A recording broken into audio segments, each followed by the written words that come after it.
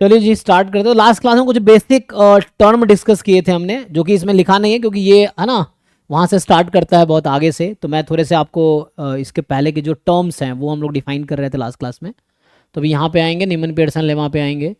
तो पहले उसको मैं आगे है ना कंटिन्यू करता हूँ, फिर ये सब टर्म डिस्कस करेंगे।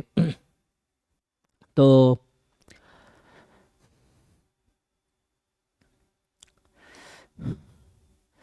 लास्ट क्लास में ना कुछ लिख रहे थे हम लोग। तो मेनली अब हम अगर डिफाइन करूँ, टाइप 1 एरर टाइप 2 एरर तक हम गए थे, है ना।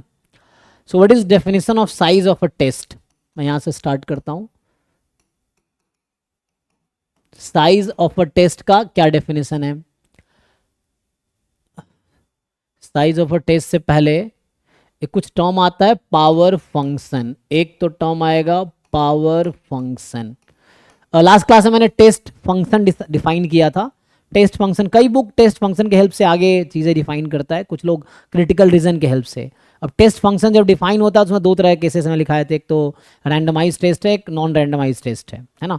तो मोस्टली जो क्वेश्चंस हैं 99% क्वेश्चन आपको जो मिलेंगे वो नॉन रैंडमाइज टेस्ट का होगा। कुछ ऐसे क्वेश्चंस होगा जहां रैंडमाइज टेस्ट लगाना पड़ेगा, तो वो क्वेश्चंस मिलेगा तब मैं बताऊंगा कि ऐसी क्यों जरूरत पड़ती है ना। बाकी मैंने लिखा है तो टेस्ट फंक्शन के हेल्प से हम आगे काम करेंगे। तो पावर फंक्शन क्या है, फिर साइज ऑफ टेस्ट क्या होता है, पावर ऑफ टेस्ट क्या होता है ना। पावर और पावर फंक्शन अलग है। पावर ऑफ टेस्ट क्या है, लेवल ऑफ सिग्निफिकेंस क्या होता है। सो what is the level of significance, ये टर्म्स डिफाइन करना है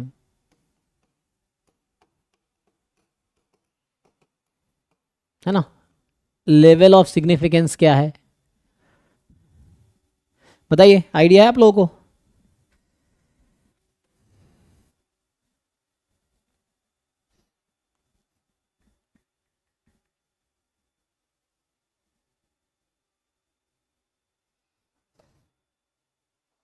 So power of the test is 1 minus type 2 error, hmm and size of the test type 1 error. Size test, Type 1 error. देखो power function होता है। Power function is defined as probability of rejecting H not, just इतना ही defined होगा। So probability of rejection H not क्या, rejection region की probability. Rejection region क्या क्या लिखे थे हमने, या क्रिटिकल रीजन कि एक्स वैक्टर है ना belongs to C. This is the definition of power function. Power function is just probability of rejecting H not, definition बता रहा हूं मैं, ठीक है ना। So this is the definition. And आगे क्या है, सिंपली जब आप डिफाइन करेंगे size of a test. So what is meaning of size of a test, ये क्या है। तो साइज का मतलब है just probability of type 1 error. अच्छा यहाँ मैक्सिमम लिखता है, लेकिन maximum probability of type 1 error. चलिए सुप्रीमम लोग लिखते हैं कि sup of probability of type 1 error, ये है जहां पे थीटा बिलोंग करेगा बिग थीटा नॉट में। क्योंकि हमने क्या डिफाइन किया था, हमने ऐसा केस लिया था ना कि जो एच नॉट है उसमें है कि theta belongs to big theta naught, H one है theta belongs to big theta one, यही है। सो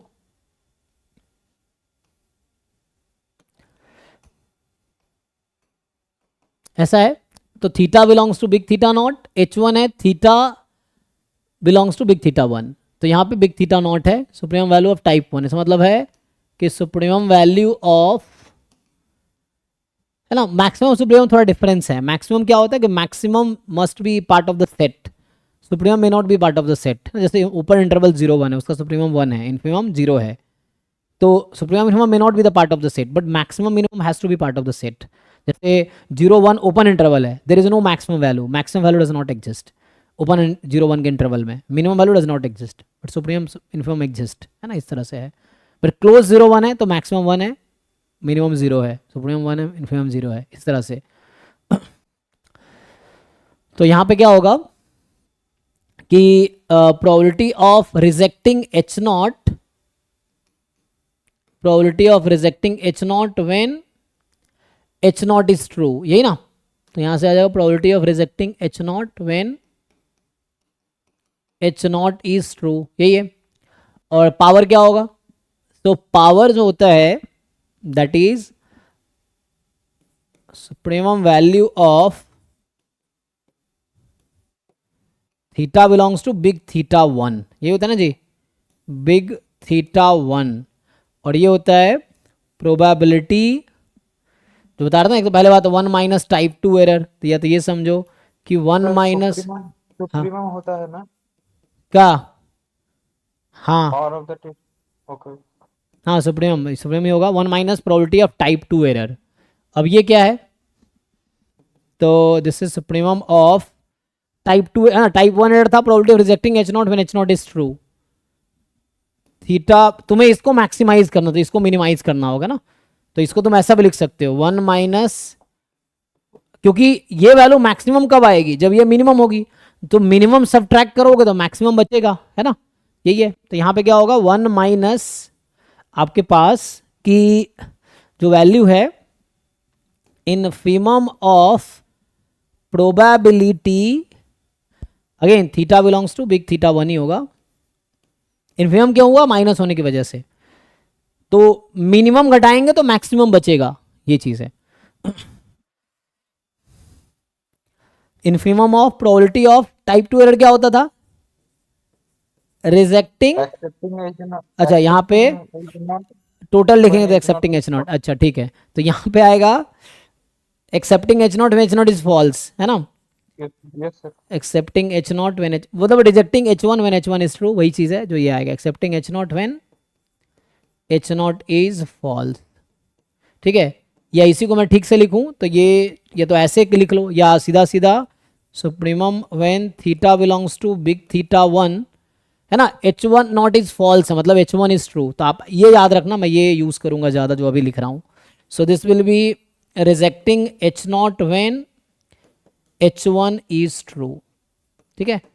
सो this is the terminology, okay, देख लो।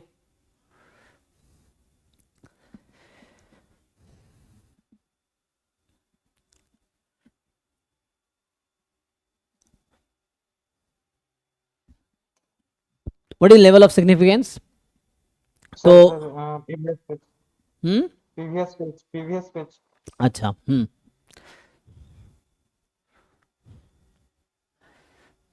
हो गया। ठीक है, तो अभी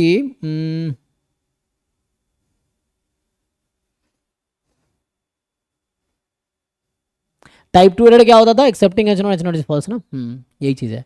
और टोटल लिखोगे वन माइनस इसी को लिख देता ना, प्रोनाउंस है ना, accepting H not when H not is false, ये हो जाएगा rejecting H not when H not is false, means H one is true.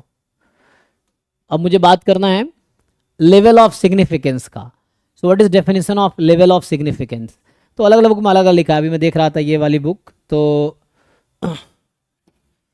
जैसे ये जो बुक है, अगर आप लोग को याद हो इस बुक को, ये बुक का ऑथर जो है हॉग, मैकीन एंड क्रेग, तो इसमें क्या डेफिनेशन लिख रखा है उसने, इसको भी टाइप वन एरर की प्रोबेबिलिटी डिफाइन कर रखा है, जिनके पास है तुम चेक कर सकते हो, ये हॉग, मैकीन एंड क्रेग वाली बुक है। तो इसमें क्या कर रखा है, लेवल ऑफ सिग्निफिकेंस को डिफाइन कर रखा है probability of type one error only, ठीक है ना। और रोहतगी वाला बुक क्या करता है, सो रोहतगी वाला थोड़े अलग तरीके से डिफाइन किया, बट मुझे लगता है एट द एंड वो सेम ही हो जाएगा शायद, इसीलिए। तो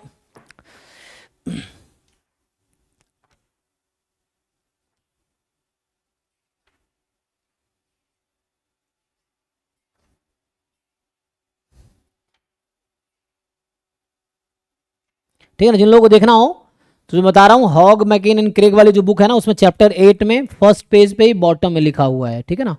सो व्हाट दे राइट कि द साइज और significance level of the test are the probability of type one error, first page के बॉटम पे 430 पेज, ठीक है ना। सो इनको देखना होगा, सो 430 पेज पे 430 429 पेज है, 429 पहले हाफ 429 में, हाफ 430 में है। तो ये कहता है कि power and size and level of significance दोनों की प्रोबेबिलिटी टाइप वन के प्रोबेबिलिटी का इक्वल होगा, उसकी मैक्सिमम वैल्यू हो जाएगी, ठीक है। एंड अगर मैं यहाँ देख रहा था वीके रोहतगी में, तो ये क्या लिखता है, व्हाट दे डिफाइन, इसमें जो इसने डिफाइन किया है ये इसका, इसमें है वीके रोहतगी में चैप्टर नंबर है तुम्हारा 9, ठीक है, चैप्टर नंबर 9 में पेज नंबर 431 पे इसे कहता है कि test will have error probability alpha और the level of significance alpha if expectation is less than equal to alpha. तो एक्सपेक्टेशन के थ्रू डिफाइन करता है, ठीक है ना। तो वही चीज़ है, मुझे लग रहा है कुछ बुक में ऐसा लिखता है कि ये जो टेस्ट है और टेस्ट एच नॉट जो है, मान लो जैसे लिखा ना, big theta is equal to big theta not against h1 which is theta is big theta 1 is of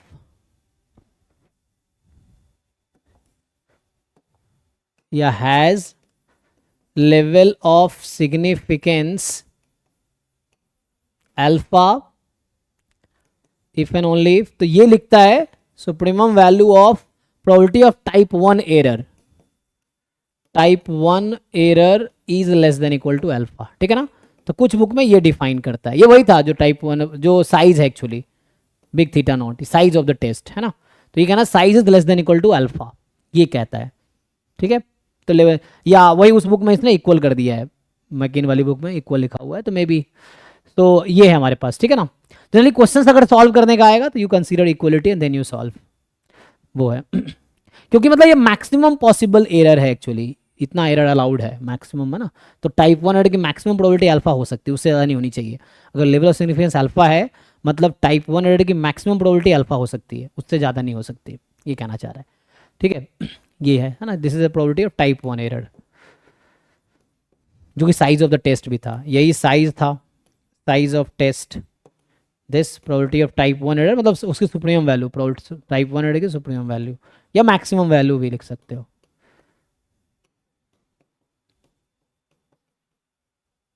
this should be less than equal to alpha. तो ये डेफिनेशन विकरवादगी में हालांकि एक्सपेक्टेशन के थ्रू डिफाइन किया है, क्योंकि ये टेस्ट फंक्शन इस बुक में ना पूरा स्टोरी टेस्ट फंक्शन के रिस्पेक्ट में है जो ये लिखता है।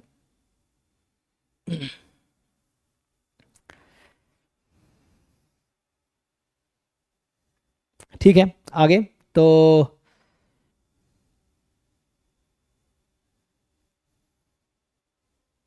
पावर फंक्शन, ठीक है, पावर फंक्शन लिखा दिया, पावर लिखा दिया।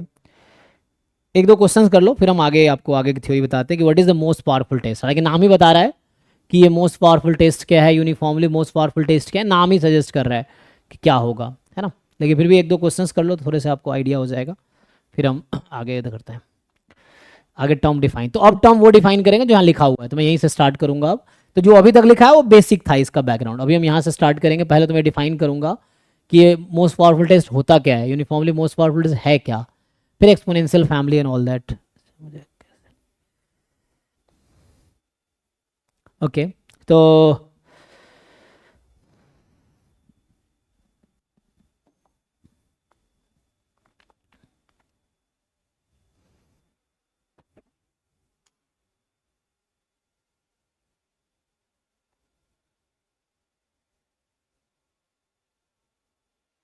गेट का टेस्टिंग का है।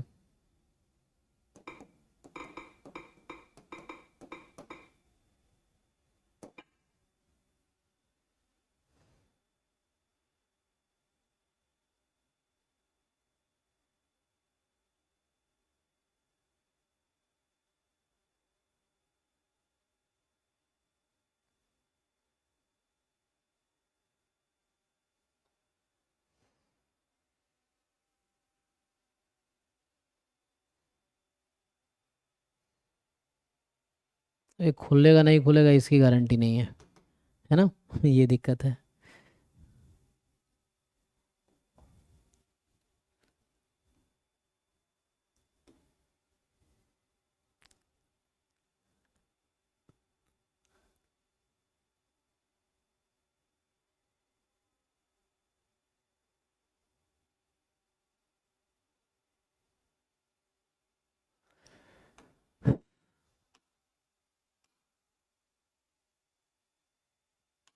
है ना, यही डर था मुझे। तो चलो, तो इसको ना उसके थ्रू जाना पड़ेगा।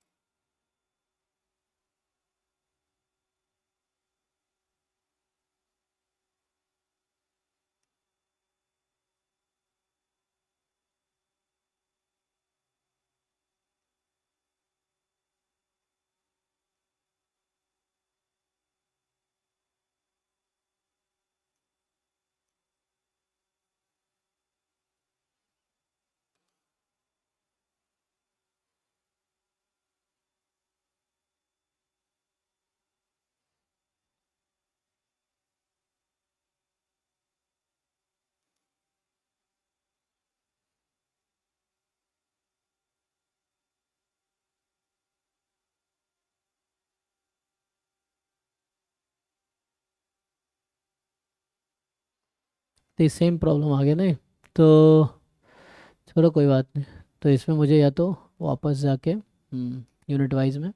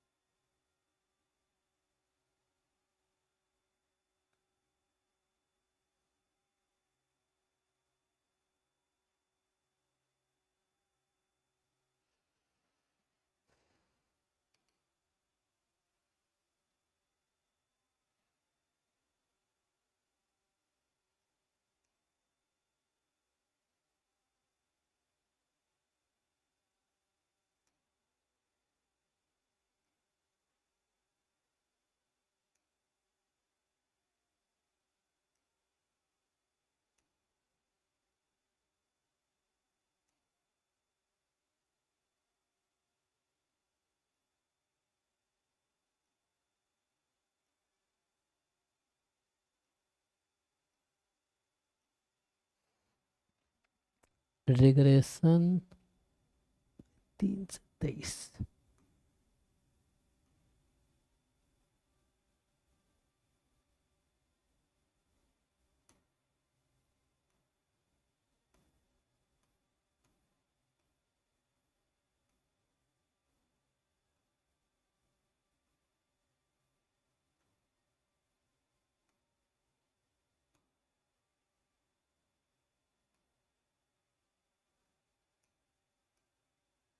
ये 19 से 24 है ना, ये तो चाहिए था।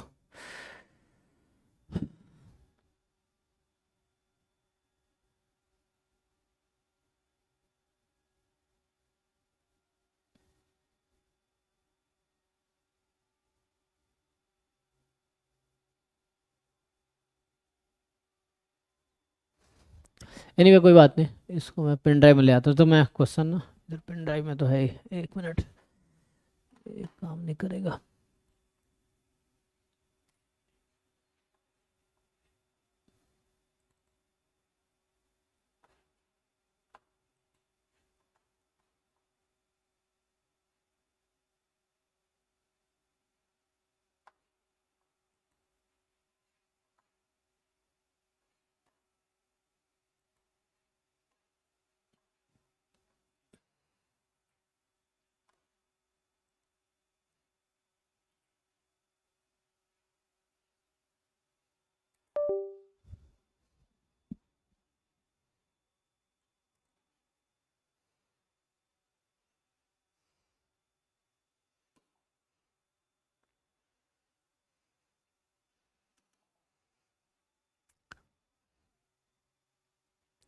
ओके चलिए, तो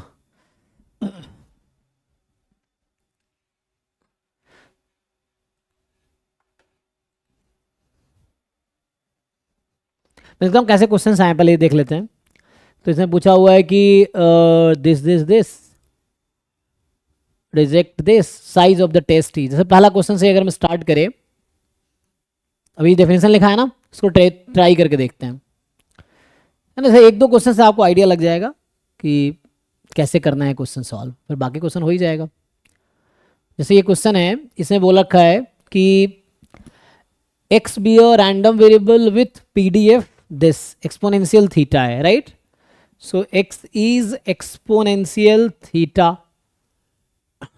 अब h नॉट है, theta is equal to 1 against, है ना, अगेंस्ट, आप लोग खुद ट्राई करो, कर लोगे आप लोग, theta more than 1 the following test is used, है ना। तो हर टेस्ट की पहचान उसके क्रिटिकल रीजन से है, हर क्रिटिकल रीजन की पहचान उसके टेस्ट से है। So both are if and only, तो बोला टेस्ट इज यू, टेस्ट का मतलब है critical region. So reject H naught if, तो this is rejection region. If and only if लिखा है x मोर देन ln 20, तो ये है critical region, this is the critical region, rejection region. अब पूछ रहा है साइज बताओ टेस्ट की। तो अगर आपको डेफिनेशन याद है तो आप इजीली कर पाएंगे, डेफिनेशन अभी लिखाया था मैंने, ये यूज कीजिए आप लोग। देखो, और ये जो सुप्रीम या मैक्सिमम इसकी वैल्यू तब जरूरत पड़ेगी जब वो ये ना ये कंपोजिट होगा। अगर ये सिंपल है, थीटा कोई फिक्स वैल्यू दे रखी है, तो आपको मैक्सिमाइज करने की जरूरत नहीं पड़ेगी। ठीक है ना? तो ये चीज़ देखो, तो यहाँ पे जब आपके पास क्या फॉर्मूला है, तो अभी मैं सीधा से लिख देता हूँ, probability of rejecting H not when H not is true. इसको मैक्सिमाइज तब करूंगा जब जरूरत पड़ेगी, जब थीटा का फंक्शन आ जाएगा, अदरवाइज जरूरत नहीं है। तो यहाँ से आ जाएगा प्रोबेबिलिटी रिजेक्टिंग एच नॉट, तो एच नॉट कब रिजेक्ट होगा? जब x की वैल्यू log 20 से ज़्यादा होगा। कब? व्हेन 20 सर, कितना आया? 20। 20 आ गया। 20 कैसे आएगा? ये तो प्रोबेबिलिटी तो वो है ओके प्रोबेबिलिटी। सर, 1/20, 1/20। अच्छा 1/20, ओके। सो 1/20 0.05 है ना? ठीक है, देखते हैं। गिवन थीटा इज, तो गिव है ना, give H not is true. आप यहाँ कहते हैं rejecting H not when H not is true. तो एच नॉट तो आपको दे रखा है थीटा बराबर 1, तो आपको थीटा को 1 रखना है। इसका मतलब है इस पीडीएफ में थीटा को 1 रख दो, और देन आप बताओ ये प्रोबेबिलिटी कितनी होगी। तो मुश्किल तो है नहीं, बता पाएंगे आप लोग? तो ये इसमें क्या होता है कि probability x more then x की जो प्रोबेबिलिटी आती है, ई की पावर माइनस थीटा एक्स आती है। ठीक है, तो उसको यूज़ कर लीजिए, क्योंकि जो सी डी एफ है वो 1 माइनस ई की पावर माइनस थीटा एक्स होती है, इसीलिए। तो यहाँ से आ जाएगी, थीटा को जब आप 1 रख देंगे तो ये आएगी ई की पावर माइनस ln 20, थीटा की वैल्यू 1 है ना? तो ये आ जाएगा, थीटा तो 1 रखना है मुझे, तो ई की पावर ln 20, तो ये आ गया ई की पावर ln 1/20, तो ये आ गया 1/20, 1/20 0.05, ये आ गया।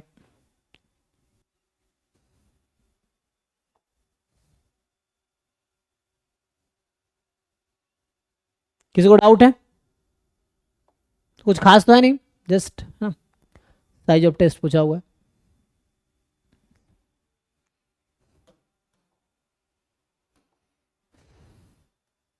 दूसरे में क्या पूछा है कि x1 be the random sample of size 1 from uniform theta theta square, दे रखा है critical region alpha beta size and power. देखिए दोनों पूछ रहा है आपसे, तो ये टर्म्स अगर मैं नहीं बताता, हालांकि लोगों को पता ही होगा आप लोगों को स्टिल, क्योंकि इंट्रोड्यूस तो करना ही था। तो बताइए, यहाँ साइज और पावर पूछ रहा है, तो अल्फा है साइज, और देखो सिंपल वर्ड से सिंपल है, तो इसमें मैक्सिमाइज करने की जरूरत ही नहीं पड़ेगी आपको, तो खुद ही एक नंबर आ जाएगा। क्या मैक्सिमाइज मैक्सिमाइज करने की जरूरत कब पड़ेगी? वो थीटा का फंक्शन आएगा, then we need to maximize size और पावर। तो यहाँ पे लिखिए अल्फा जो है वो साइज है, एंड बीटा जो है वो पावर है, size of test, power of test. So I think ये सब लोग निकाल पाएंगे इजीली, पावर ऑफ टेस्ट। तो साइज है probability of rejecting H not when H not is true, power है प्रोबेबिलिटी ऑफ रिजेक्टिंग, ये फॉर्मूला मैं लिख दे रहा हूँ, याद रखना, rejecting H not when H one is true.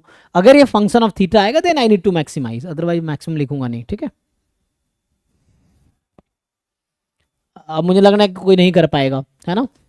Single sample size है, uniform theta comma theta square, तो इसका मतलब है प्रोबेबिलिटी और रिजेक्शन रीजन भी गिवन है, तो मुझे निकालना है x more then 3.5 given theta is H not में है 2, और ये निकालना है probability x more then 3.5 when theta is h1 में है 3।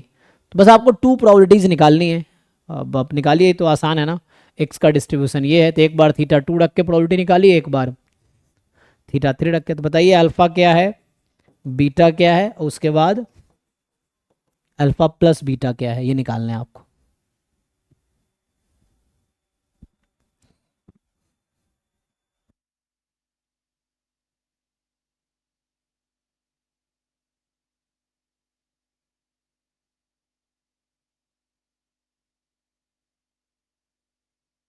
सर 7/6 आ रहा है, अल्फा प्लस बीटा।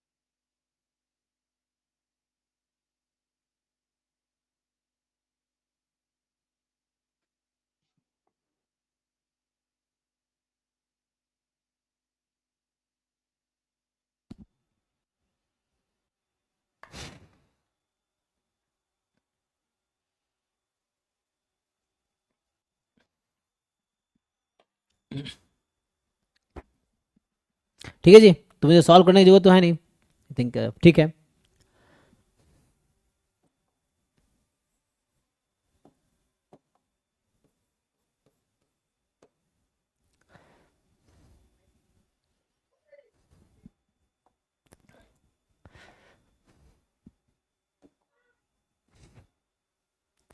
तीसरे में क्या पूछा हुआ है?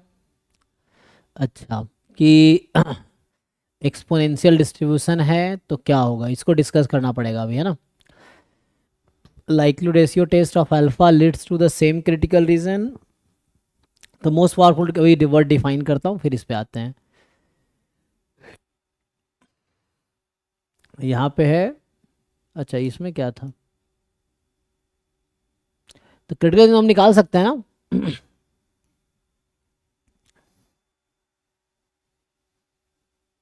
लेकिन वर्ड डिफाइन नहीं किया ना, मोस्ट पावरफुल क्या है, तो वर्ड डिफाइन करता हूँ फिर हम बात करते हैं। ये मोस्ट पावरफुल पावर पूछ रहा है, तो ये नॉन पैरामीट्रिक आ गया, इसमें डाल दिया गलती से। क्या पूछ रहा है ये? साइज ऑफ द टेस्ट निकालना है, देखिए जरा, इसमें भी साइज फाइंड करना है आपको।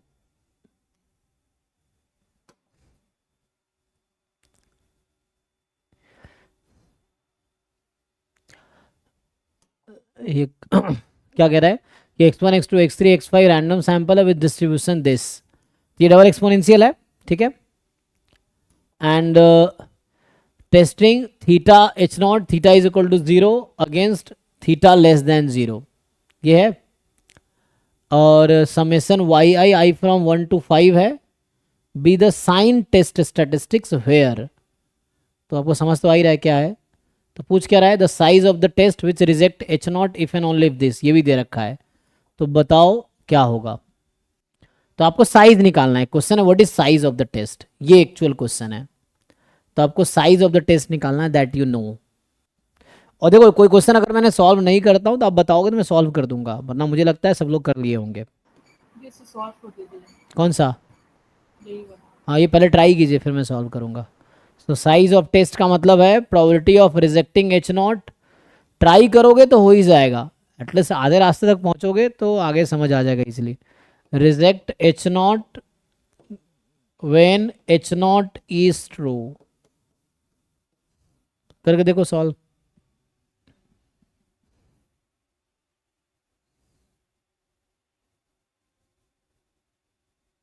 है मैथमेटिकली चीज़ों को कैलकुलेट करना है यहाँ पे, ना मैथमेटिकली कैलकुलेट करना है, तो ट्राई करके देखिए, मैथमेटिकली कैलकुलेट करना है हमें।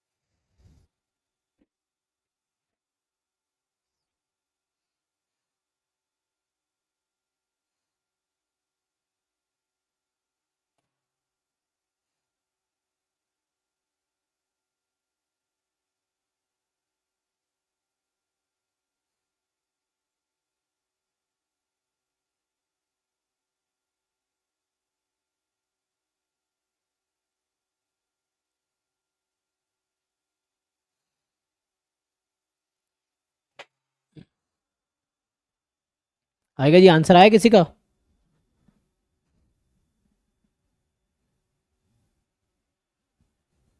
इतना मुश्किल तो नहीं लग रहा, क्रिटिकलिज्म दिया है ना?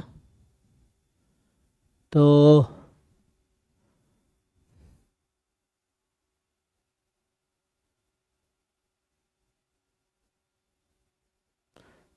एक तो पहले क्वेश्चन, लोग कुछ लोग तो क्वेश्चन देख के डर गए होंगे कि भाई क्या क्या लिखा हुआ है। ढंग से पढ़ो वर्ड टू वर्ड, और पर्पस तुम्हारा ये फाइंड करना है, rejecting H not when H not is true. तो मतलब हमें फाइंड करना है summation Y I less than equal to 2 i from 1 to 5 given theta is 0। तुम्हें ये फाइंड करना है। अब देखो ना यहाँ तक कैसे पहुँचोगे, सारी इन्फॉर्मेशन लिखी हुई है क्वेश्चन में।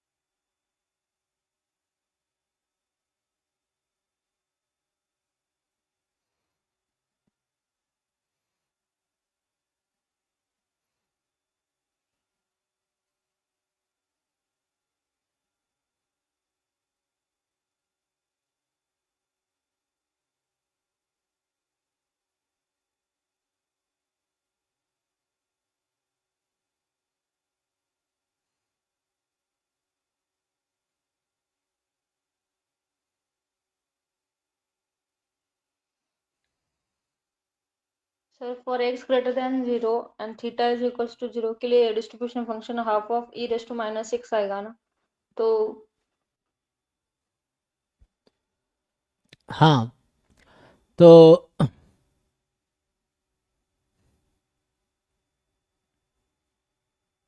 ठीक है, थीटा को 0 रख दो, कोई दिक्कत नहीं है। थीटा को 0 रखने पे क्या आएगा आपका? सो हमें तो यहाँ पे ये कैलकुलेट, जब थीटा को 0 रख के कैलकुलेट करना है चीज़ों को, है ना?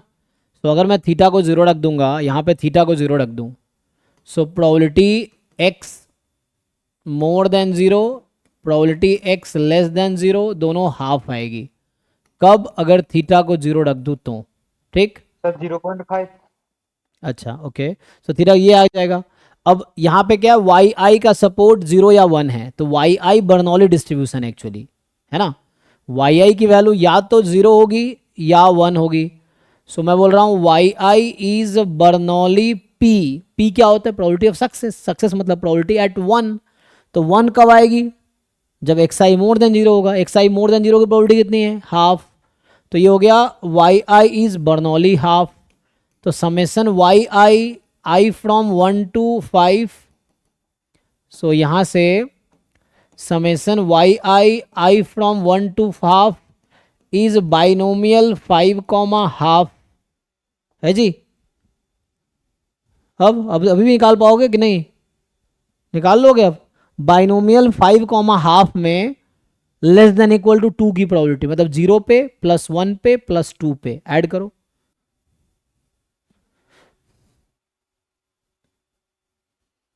समेसन वाई आई का कुछ नाम डाल दो, मान लो कुछ ले लो, कोई नया नाम, जेड टी समथिंग मान लो। अभी के लिए मान लो यू नाम दे दिया, टी नाम दे दिया, मान लो टेस्ट स्टैटिस्टिक बाइनोमियल 5, हाफ। तो क्या हम ये निकाल नहीं पाएंगे? Probability T is equal to 0 plus theta बराबर 0 तो यूज़ कर ही लिया, T is equal to 1 plus T is equal to 2। ये तो बहुत बुरी बात है, कोई सॉल्व नहीं कर पा रहा है। ऐसे करोगे एग्जाम में, यही सब तो आएगा। मेन ट्राई नहीं कर रहा है, जो ट्राई करेंगे वो तो कर ही लेंगे। बताओ इसका आंसर। टी का डिस्ट्रीब्यूशन बाइनोमियल 5, हाफ है। 0.5 रह गया। 0.5 ही आ रहा है? अच्छा, 0.6। सो आंसर इज 0.5 जो बताया तन्मय। ठीक है, हाँ तो सिंपल है ना, इतना टाइम तो नहीं लगना चाहिए। सिंपल आपको गिवन है तो हमें देखना है क्या चाहिए। तो हमें चाहिए जब थीटा 0 है तो इसकी क्या प्रोबेबिलिटी है। थीटा को 0 रख दो पहले ही, कोई दिक्कत नहीं, you put theta is equal to 0। अब कैलकुलेट करो, ये है। कोई डाउट है किसी को? सिंपल है ना, साइज और पावर तो इजी होता है निकालना।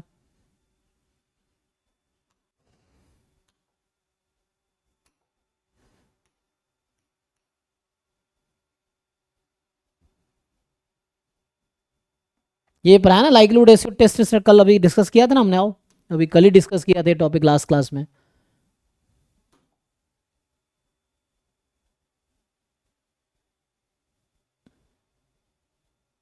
मतलब लाइक्लीहुड रेशियो से जो क्रिटिकल रीजन आएगी उसमें जो आपका स्टैटिस्टिक आएगा, that is the test statistic. बताओ क्या होगा?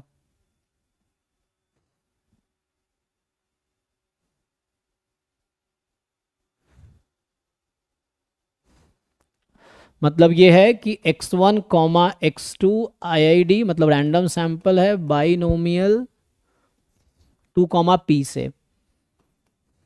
ये हमारे पास क्वेश्चन है और ऑब्जर्व्ड वैल्यू भी दे रखी है। तो x1 की वैल्यू 0 है एंड x2 की वैल्यू 2 है।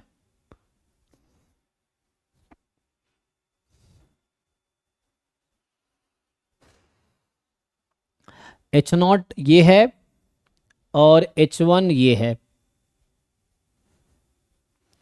तो पहले तो लाइक्लीहुड रेशियो टेस्ट स्टैटिस्टिक निकालो, लाइक्लीहुड रेशियो से क्रिटिकल रीजन निकालो, फिर उसकी ऑब्जर्व्ड वैल्यू निकाल लो। ये हमने कल डिस्कस किया था एक बार, थ्योरी नोट पलटो नोटबुक, अगर नोटबुक है तुम्हारे पास लिखा हो तुमने तो। डिस्कस किया था ना कल, लाइक्लीहुड रेशियो टेस्ट क्या होता है, उसमें जो टेस्ट स्टैटिस्टिक है टेस्ट स्टैटिस्टिक आएगा। कि सिंपल वर्सेस कंपोजिट है, तो आपको याद होगा मैंने क्या कहा था, लाइक्लीहुड फंक्शन, पहले लाइक्लीहुड फंक्शन इसका आएगा क्या, पैरामीटर p है। सो लाइक्लीहुड फंक्शन होता है जॉइंट PDF या जॉइंट PMF। कॉन्टिन्यूअस है तो जॉइंट PDF, डिस्क्रीट है तो joint PMF as a function of parameter. So x1 की वैल्यू दे रखी है 0, x2 की वैल्यू तो दे रखी है 2, तो पुट करो जरा। अब x1 तो बाइनोमियल 2p है, 0 पे क्या प्रोबेबिलिटी आएगी जी? सो 2 चूज 0, p की पावर 0, 1 माइनस p का स्क्वायर, x2 2 दे रखा है, 2 चूज 2, p की पावर 2, 1 माइनस p की power 0। So the likelihood function in p, parameter p है, जो थीटा लिखते हैं वो पैरामीटर है, यहाँ p है वो थीटा की जगह। सो सिंपली कितना आएगा, ये कितना आ गया सिंपलीफाई होके? अच्छा वो आपका आंसर, अब आपका आंसर 1 आ गया, ओके ठीक है। तो अभी हम इसको करते हैं, ठीक है, अगर 1 आ गया गुड। तो यहाँ से क्या आ जाएगा, तो आंसर 1 आया इनका। अभी सॉल्व करते हैं, 2 से 0 2 दोनों 1 हो गया, तो ये हो गया p square into 1 minus p square, right. तो ये हमारे पास लाइक्लीहुड फंक्शन मिल गया जहाँ p की वैल्यू 0 से 1 में है। अगर ऑब्जर्व वैल्यू दे रखी है आप उसको यूज करो, तो ये लाइक्लीहुड फंक्शन है। अब हमने क्या पढ़ा था, ये लाइक्लीहुड फंक्शन आया। लाइक्लीहुड रेशियो टेस्ट क्या कहता है, your critical reason will be likelihood function under h0 which is half upon likelihood function MLE, simple versus composite के लिए चेक करो। h0 आपका सिंपल है और h1 आपका कंपोजिट है। सिंपल वर्सेस कंपोजिट के लिए देखो मैं लिखाया था, सिंपल वर्सेस सिंपल के लिए लिखाया था, सिंपल वर्सेस कंपोजिट के लिए लिखाया था। तो वहाँ मैंने लिखाए थे, है ना, h0 वाला मतलब यहाँ लिखा होगा, आपको याद होगा ऐसा, theta naught upon MLE of theta, theta का यहाँ पे MLE यही है, MLE ऑफ थीटा ये। सो यहाँ थीटा नॉट तो मतलब दे रखा है, तो लाइक्लीहुड फंक्शन थीटा नॉट मतलब वो p है, सो वो हाफ है। और क्या मिलता है MLE बाइनोमियल में, जब बाइनोमियल का इन जनरल आप फाइंड करते हो MLE, तो क्या निकल के आता है, मैक्सिमम लाइक्लीहुड एस्टिमेटर। बर्नौली में क्या आता है सिंपलीफाई, x बार आता है, x बार x बार ना। इन्हें आप याद रख दो, जितने में स्टैंडर्ड डिस्ट्रीब्यूशन उसका आप MLE आप याद रख सकते हो। तो कैसे निकालते थे MLE हम लोग, लाइक्लीहुड फंक्शन लिखो, फिर उसको डिफ्रेंशिएट करो, या लॉग ले लो पहले, लॉग लाइक्लीहुड फंक्शन ले लो, फिर डिफ्रेंशिएट करो, 0 पुट करो। तो इन जनरल अब जिन लोगों को नहीं पता है उनके लिए क्या करोगे, तो आप खुद से है ना सैम्पल n ले लो, x1 x2 xn binomial NP का ले लो चाहो तो, हालांकि बर्नौली से बाइनोमियल है ईच, हाँ तो ठीक है, आप PMF लिख लो, है ना, लाइक्लीहुड फंक्शन यहाँ लिखोगे तो इससे product x bar by n आएगा मतलब एक्स बार बाई, n. नहीं एक्स बार बाई एन क्यों आएगा, summation x I by N आएगा ना, चेक करो। Okay, okay. Summation x I by N आएगा, पी की पावर एक्स आई एंड ये हो जाएगा एन चूज एक्स आई, मतलब ये होता है ना joint likelihood function is probability x is equal to x i, तो ये आएगा product i from 1 to n और एन सी एक्स, तो n choose x i p की power x i 1 minus p की power n minus x i, यही आएगा। फिर अब क्या करोगे, मैं लाइक्लीहुड फंक्शन वो एम निकाल रहा हूँ बाइनोमियल का, तो यहाँ पे product N choose x I I from 1 to n, तो ये तो एक फंक्शन हो गया। आगे p की power summation x i 1 minus p की power n minus summation x i, अब लॉग लगा दो, लॉग स्मॉल एल पी लिख देता हूँ, जैसे लॉग लाइक्लीहुड फंक्शन, तो लॉग लगाओगे समेसन में कन्वर्ट हो जाएगा, कोई दिक्कत नहीं है, मतलब summation log of n choose x i, ये रहेगा लॉग में, जो है n square minus summation x i हो जाएगा ना, कहाँ पे, जो 1 माइनस पी की पावर है जी जी जी, एन ओ एक अच्छा हाँ हाँ अच्छा लिखने में गलती किया, तो यहाँ से जब आप लिखेंगे power summation x i, N पे एन ऐड होगा एन टाइम एन स्क्वायर, जी जी जी हाँ थैंक यू, तो यहाँ से क्या ना वो ऐड करेंगे ना power summation n minus x i का सम होगा, तो वो ठीक है। तो यहाँ से क्या आ जाएगा, i from 1 to n and plus summation x i log p, अभी स्मॉल में लिख रहा हूँ, स्मॉल में लिख देता हूँ, माइनस या प्लस में लिख लो n square minus summation x i, ये आ जाएगा, और लॉग 1 माइनस पी,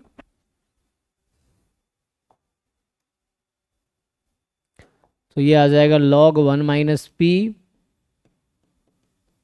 ये है। नाउ डिफरेंशिएट कर लो इसको, सो एल डैश पी निकालेंगे, यहाँ पी तो है ही नहीं, जीरो हो जाएगा, वहाँ से क्या होगा समेसन एक्स आई अपॉन पी प्लस हमें डिफरेंशिएट करना है पी के रेस्पेक्ट में, N square minus summation x I as it is, फिर 1/1 माइनस पी इंटू -1, तो ये -1/1 माइनस पी, इसको जीरो कर दो, इसको ज़ीरो करके सिंप्लीफाई करो, तो इधर रखो समेसन एक्स आई अपॉन पी उधर चला जाएगा, so n square minus summation x आई अपॉन 1 माइनस पी, माइनस में तो माइनस हो जाएगा प्लस हो गया, ठीक, क्रॉस मल्टीप्लाई करके सिंप्लीफाई कर लो,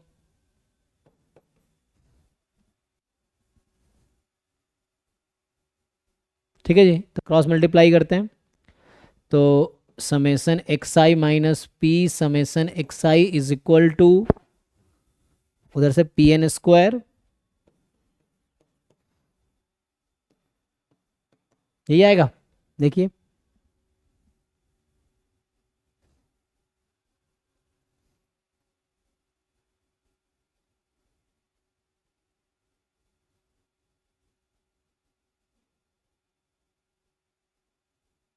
तो ऐसे तो ये आ गया। यहाँ से अगर सिंप्लीफाई करते हैं तो क्या आता है,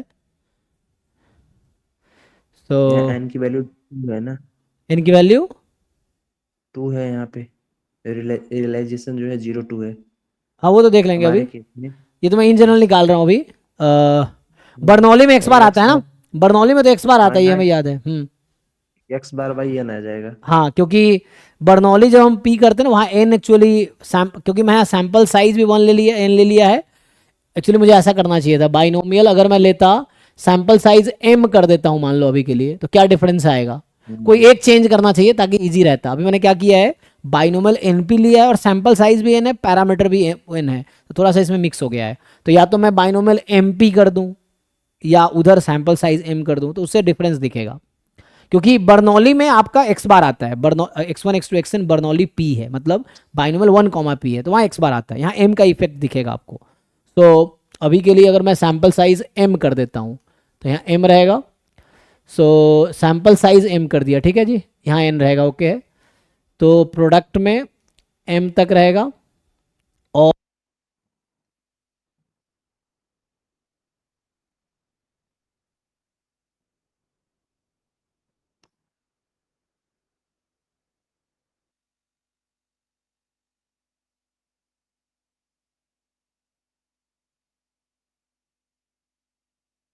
सर आपकी वॉइस नहीं आ रही है।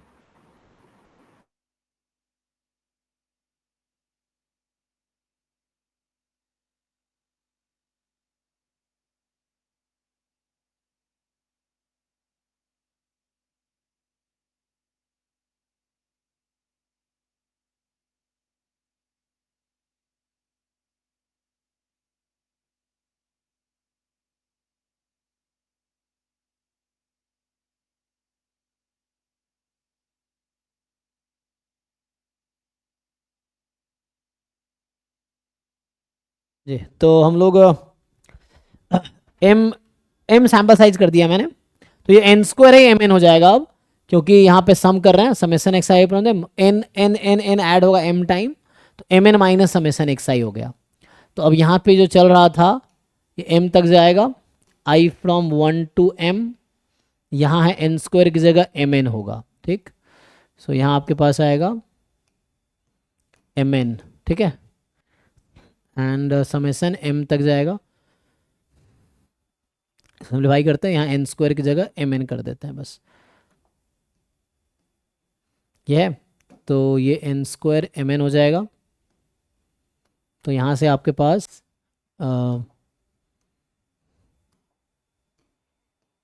एम एन, अच्छा साथ में वो तो था, कुछ था ना साथ में, हाँ पी एम एन ना, पी एम एन, तो ये था पी एम एन, ठीक। अब तो अब आपके पास क्या आया, तो यहाँ से आया आपके पास कि जो p की वैल्यू आएगी, p चाहिए था, तो समेसन एक्स आई अपॉन एम एन, यहाँ सैम्पल साइज कितना है m, तो ये आ गया x बार अपॉन n, क्योंकि बर्नौली में n की जगह 1 रहता है इसलिए वहाँ पे x बार आता है ना, क्योंकि बर्नौली में बाइनोमियल 1p होता है तो n की जगह 1 है, तो ये आ गया। x बार क्यों लिखा हूँ, क्योंकि सैम्पल साइज m है, तो एवरेज लेंगे तो 1 upon m summation x I I from 1 to m, तो यहाँ जो x बार है ये है 1 upon m summation x I I from 1 to m, because we have sample of size m हमारे क्वेश्चन में, ठीक है। तो अभी के लिए यही प्रूफ करना था, तो एमएलई ऑफ p जो आया, p कैप का जो एमएलई आया वो आया आपके पास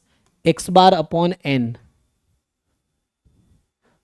ओके जी, या मैं ऐसा लिखूं तो सिंपल समेसन एक्स आई upon m n, binomial n p है और m सैम्पल साइज है। चलिए अब वापस आते हैं क्वेश्चन पे। सो फॉर नाउ, तो अभी मैं जस्ट है ना बाइनोमियल का मैं एक बार एमएलई आपको निकाल के बता दिया क्या आएगा। तो इस केस में जो एमएलई p का होगा, तो यहाँ देखिए, यहाँ भी उन्होंने हालांकि वही किया है, सैम्पल साइज भी 2 है और n भी 2 है, दोनों 2 ही है। तो एमएलई ऑफ p क्या आएगा, तो p का एमएलई वही समेसन एक्स आई, तो वैल्यू दे ही रखा है 2 अपॉन, और यहाँ से क्या आएगा 2 अपॉन, यही है ना, या ये, अच्छा हमें तो ये चाहिए ना, ये MLE x bar upon this, ये है एमएलई p का एमएलई, ये है 1/2 2 अपॉन 4 हो जाएगा, ठीक है ना, क्योंकि m भी 2 है, यहाँ n भी 2 है, जो हमने पिछले पार्ट में जो प्रूफ में m लिया वो भी 2 है, n भी 2 है यहाँ पे, तो आपको डिफरेंस दिखेगा mn, इसलिए तो उससे आ गया 2 अपॉन 4 समेसन एक्स आई x1 प्लस x2, तो समेसन एक्स आई अपॉन 4 हो जाएगा ना, तो मैं पूरा लिख देता हूँ, summation x I I from 1 to 2 upon m into N था ना, तो m था, तो कहने का मतलब 2 अपॉन 4 मतलब 1/2 आ गया। तो p का एमएलई भी 2 आ गया एक्चुअली, ठीक है, और p खुद हाफ है h0 में, और यहाँ एमएलई ऑफ p लिखना होता है, तो यहाँ पे होता है एमएलई, p का एमएलई यूज करना पड़ेगा, ठीक है। सो ये हटाओ, सीधा से यहाँ पे आते हैं पॉइंट पे। सो यहाँ पे होता है p नॉट, h0 में जो p है upon p MLE less than equal to k, यही क्रिटिकल रीजन होता है, reject h0 if and only if. तो ये है आपका टेस्ट स्टैटिस्टिक, ठीक है। तो ये जो टेस्ट स्टैटिस्टिक यहाँ पे है वो है लाइक्लीहुड फंक्शन p नॉट तो 1 है, और लाइक्लीहुड फंक्शन एमएलई, p का एमएलई की वैल्यू भी, सॉरी p नॉट में हाफ है ना, p not is this value of p in h0, और यहाँ एमएलई ऑफ p यूज होता है, सिंपल वर्ड्स का मतलब वही हाफ आ गया। सो हाफ और हाफ, तो ये तो कैंसिल ही हो गया, तो ये तो 1 ही आ गया। यहाँ पुट भी कर सकते हैं आप, पुट करेंगे तब भी आंसर तो वही आना है, तो इसकी जरूरत ही नहीं पड़ी। तो L half upon likelihood function at half है ना, अगर आप चाहो तो आपको वैल्यू पुट करना पुट करो, यहाँ हाफ पुट करो तो 1/4 इंटू है ना 1/4 इंटू 1/4 1/4 इंटू 1/4, ये तो कैंसिल होकर 1 आना है, तो आंसर इज 1। सही बताया आप लोगों ने, ठीक है। देख लीजिए, अभी किसी को क्वेरी है तो पूछिए इसमें। तो सिंपल लाइक्लीहुड रेशियो टेस्ट में जो हमने कल फॉर्मूला लिखा था कि what is the likelihood ratio test या what is the test statistics in likelihood ratio test, तो ये सिंपल वर्सेस सिंपल में सिंपल था likelihood function at theta naught upon likelihood function at theta 1, और यहाँ पे जब कंपोजिट होगा ऑल्टरनेटिव तो एमएलई यूज करना पड़ेगा डिनोमिनेटर में, likelihood function under H not upon likelihood function eight MLE of parameter. So this was your test statistics. This is your test statistic.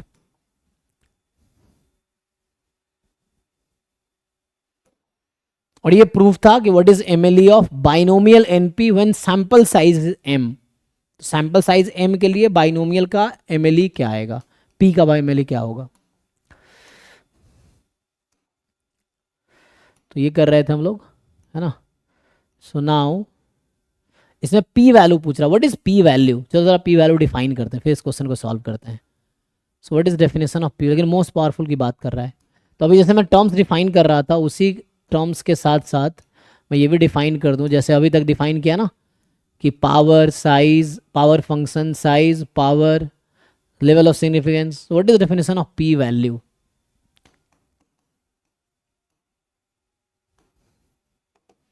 मान लीजिए थीटा है ना, वही चीज है, एच नॉट है, theta belongs to big theta naught, और H one है theta belongs to big theta 1। और सर जो प्रीवियस क्वेश्चन था उसमें साइन टेस्ट का कोई यूज नहीं था क्या? नहीं नहीं, साइन का कोई यूज करना ही नहीं, साइन टेस्ट का कोई मतलब ही नहीं है। अच्छा वो साइन जहां लिखा हुआ था, नहीं नहीं, साइन टेस्ट का कोई मतलब नहीं है। साइन इसलिए यूज किया क्योंकि एक्स या तो पॉजिटिव होगा या नेगेटिव होगा। एक्स अगर पॉजिटिव है तो 1 लो और नेगेटिव है तो 0 लो, ये कहना चाह रहा है। तो साइन टेस्ट का कोई यूज नहीं है, साइन टेस्ट और नॉन पैरामीट्रिक का कोई यूज नहीं है यहाँ पे। आंसर देख सकते हैं। तो क्योंकि ये तो पैरामीट्रिक है ना, क्योंकि साइन टेस्ट है तो नॉन पैरामीट्रिक टेस्ट होता है ना। तो यहाँ पे ये वाई आई के बारे में कह रहा है कि वैसे कोई दिक्कत नहीं, आप वो यूज करके देखिए क्या आंसर आता है उसके अकॉर्डिंग। नॉन पैरामीट्रिक में भी आगे आएगा। तो तो what is definition of P value, मैं ये पूछना चाह रहा हूँ। कोई बताओ पी वैल्यू का डेफिनेशन क्या है, हाउ डू यू डिफाइन, याद है किसी को।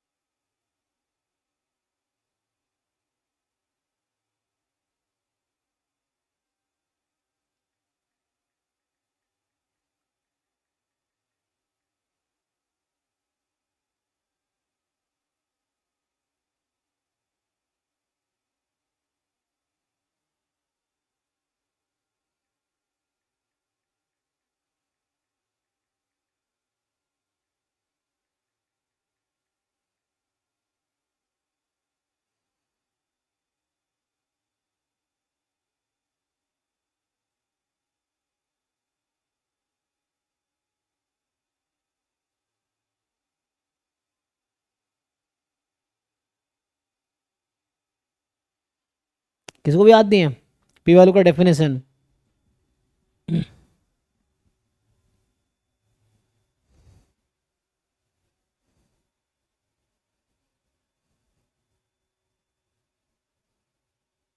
So probability of observing the value more extreme than the observed value. Okay fine. जो वैल्यू आई है उसके राइट हैंड साइड में कितना एरिया है बेसिकली। हाँ, तो अगर टेस्ट स्टैटिस्टिक्स राइट साइड में है तो राइट साइड में निकालेंगे, अगर टेस्ट स्टैटिस्टिक्स लेफ्ट साइड में है तो लेफ्ट साइड में निकालेंगे, अगर टेस्ट स्टैटिस्टिक्स दोनों साइड है तो दोनों साइड निकालेंगे, यही ना? ठीक है।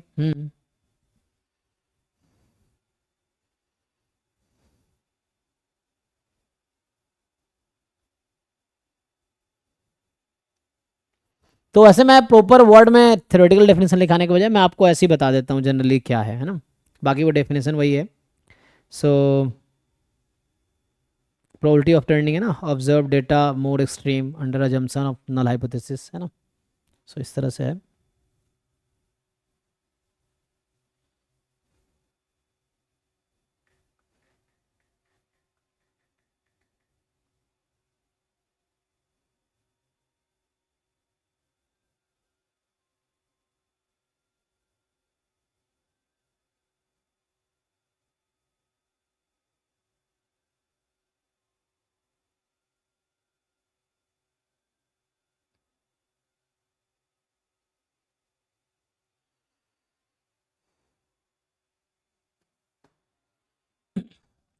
तो मैं केसेस लिख देता हूँ ऐसे सिंपली, जैसे मान लीजिए एच नॉट में अभी के लिए कि मान लीजिए मेरा अगर क्रिटिकल रीजन ऐसा आता है, लेट्स से रिजेक्टिंग एच नॉट, मान लो रिजेक्ट एच नॉट इफ अगर लिखा रहता है कि T more than C, T is the test statistic, T more than C, तो इस केस में जो पी वैल्यू का डेफिनेशन होगा, है ना, ये सिंपल है कि the probability of T being extreme than the observed value, उसकी probability under H not is true, तो ये आएगा। सो यहाँ से आ जाएगा प्रोबेबिलिटी ऑफ, सिंपली मान लो ऑब्जर्व्ड वैल्यू ऑफ टी आपको क्वेश्चन में दे रखा होगा, है ना? सो लेट यहाँ पे मैं लिख देता हूँ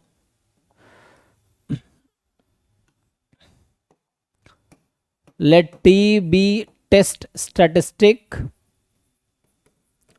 with observed value small t, मान लेते हैं, ठीक है ना, कि x1 x2 xn इस तरह से सैंपल ऑब्जर्व्ड सैंपल वैल्यूज आपको गिवन होगा, उसके करस्पॉन्डिंग टेस्ट स्टैटिस्टिक्स की वैल्यू आ जाएगी और उससे करस्पॉन्डिंग, है ना?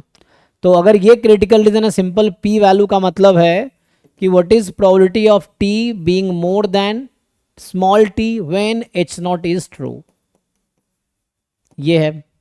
दूसरा केस, अगर आपका क्रिटिकल रीजन आता है, ऑब्जर्व वैल्यू p, हाँ, observe value small T is the observed value of capital T, है ना, ये चीज है। सो यहां अगर मान लो क्रिटिकल रीजन है, let's say reject H naught, so when you write reject H naught if T is less than C, तो इसकी जो पी वैल्यू आएगी, probability of T less than small T when H not is true. और तीसरा case में अगर आपके critical reason ऐसा मिलता है, so reject H naught if mod T is more than C, ये अगर इस तरह क्रिटिकल रीजन है, तो उस केस में जो पी वैल्यू आएगी, प्रोबेबिलिटी ऑफ मॉड टी, और ये जो टी आएगा जनरली ऐसा लिख लो चाहो तो, mod T given H not is true when H not is true, तो ये आपका पी वैल्यू का फॉर्मूला लिख दिया मैंने। बाकी वही है टेस्ट स्टैटिस्टिक्स प्रोबेबिलिटी ऑफ, है ना, जैसे इस केस में क्या है, मान लो अभी के लिए या रफली आप, चलो मैं ग्राफ नॉर्मल जैसा ही बना देता हूँ समझने के लिए, तो ये है जैसे, तो C is this region suppose, तो ये आपका क्रिटिकल रीजन है ना, दिस इज रिजेक्शन रीजन और critical region, this is the rejection region और क्रिटिकल रीजन, रिजेक्शन रीजन और क्रिटिकल रीजन। पी वैल्यू क्या होगा, पी वैल्यू इस पर डिपेंड करता है कि स्मॉल टी की वैल्यू क्या आती है, अगर स्मॉल टी यहाँ आ गई तो ये पी वैल्यू होगी, ठीक, अगर स्मॉल टी यहाँ आ गई, सपोज दिस इज, क्योंकि नंबर होगा ना, small T is a number, कहीं नंबर लाइन पे होगा, if this is a small T then this is the P value, so depends on value of T, है ना। जनरली जो रूल होता है, जनरली ये जो रेड पोर्शन अभी आपको दिख रहा था उसकी प्रोबेबिलिटी अल्फा होती है, जो साइज है प्रोबेबिलिटी ऑफ रिजेक्ट, जनरली वो है ना अल्फा लेते हैं, तो उसमें जनरली जब P value less than alpha होता है वो रिजेक्ट एच नॉट। तो एनीवे हमें तो अभी चीज़ों को मैथमेटिकली डिस्कस करना है ना, अभी यहाँ पे ऐसा कोई क्वेश्चन नहीं जहाँ इंटरप्रिटेशन आपको डिस्कस या डाटा एनालिसिस करना है, यहाँ पे ऐसा कोई क्वेश्चन नहीं जहाँ डाटा एनालिसिस करना आपको, तो सिंपल, हाँ सी कोई पॉइंट है, ये जो सी लिख रहा था ना ये वाला के, जिन्हें में के लिखते थे ना, सो सी क्रिटिकल पॉइंट बोलते हैं, मान लो इसको क्रिटिकल पॉइंट है, C is the critical point, ये T more than C is a critical region, है ना, तो red portion is a critical region, rejection region, C is the critical point और टी ऑब्जर्व वैल्यू है, तो ये जो है ये this represents P value. Similarly यहाँ पे होगा लेस देन, तो इसका रफली मैं भी नॉर्मल जैसे ही बनाता हूँ, यहाँ पे सी है, हो सकता है स्मॉल टी यहाँ आ जाए, तो this probability is the P value, है ना, this probability is P value. Two sided है तो दोनों तरफ मिल जाएगा आपको, ऐसा है मान लीजिए, अब ये मॉड बोल दिया ना, तो मोर देन सी लेस देन माइनस सी, तो इसके अकॉर्डिंग टी की वैल्यू मान लो यहाँ पे आ गई, ये है ना, मॉड टी उधर है और नेगेटिव ऑफ मॉड टी यहाँ पे है, so this value will be P value, ये ब्लैक रीजन जो लिख रहा हूँ ये पी वैल्यू है, तो दोनों साइड आएगा, ठीक है ना, so this is the P value. Okay जी, तो उस पर डिपेंड करेगा, तो ये सिंपल है, बाकी वही एक्सट्रीम प्रोबेबिलिटी निकालना होता है, टेस्ट स्टैटिस्टिक्स की वैल्यू उसके ऑब्जर्व्ड वैल्यू से एक्सट्रीम होने की क्या प्रोबेबिलिटी है, वो पी वैल्यू है, ठीक है जी। अवनीश कुछ पूछना आपको? सर पी वैल्यू की जो मैक्सिमम वैल्यू अल्फा होगी उससे भी ज्यादा हो सकती है? हो सकती है, जैसे अल्फा 5% है और अगर पी वैल्यू 10% आ गई तो इसका मतलब we fail to reject H naught, आ सकती है ना, पी वैल्यू अल्फा ज़्यादा भी आ सकती है, तो ये है।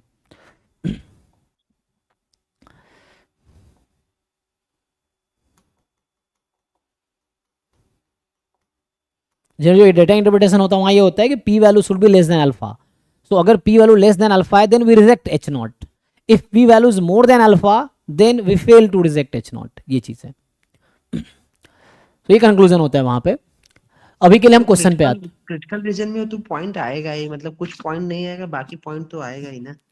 नहीं, आई थिंक ज़रूरी नहीं, मतलब मोस्टली ऐसा होगा, but it is not necessary कि ऑब्जर्व वैल्यू कुछ ऐसा दे दे कि वैल्यू, वो तो सी तो मैंने लिखा है ना, तो जरूरी थोड़ी कि टी की वैल्यू सी के राइट में ही होगी, टी की वैल्यू सी से कम भी हो सकती है, ज़्यादा भी हो सकती है, इट्स नॉट लाइक सी तो आर्बिट्री कांस्टेंट है, तो मैंने दिखाने के लिए वैसा लिख दिया ना, ये जरूरी थोड़ी कि सी उधर ही होगा, जैसे वो तो मैंने रिप्रेजेंटेशन पर्पज से वैसा सी लिख दिया कांस्टेंट, सी तो आपको पता ही नहीं एक्चुअली सी है क्या, अगर मान लो सी पता भी है स्टिल आपको टी की ऑब्जर्व वैल्यू निकालनी, तो हो सकता है टी यहाँ पे आ जाए, यहाँ पे टी आ सकता है, कोई दिक्कत नहीं है, मे बी टी यहाँ पे आ जाए, उसमें कोई दिक्कत नहीं है। इसका मतलब सी जो है इसके लेफ्ट में ही होगा। कैसे, आपको कैसे पता?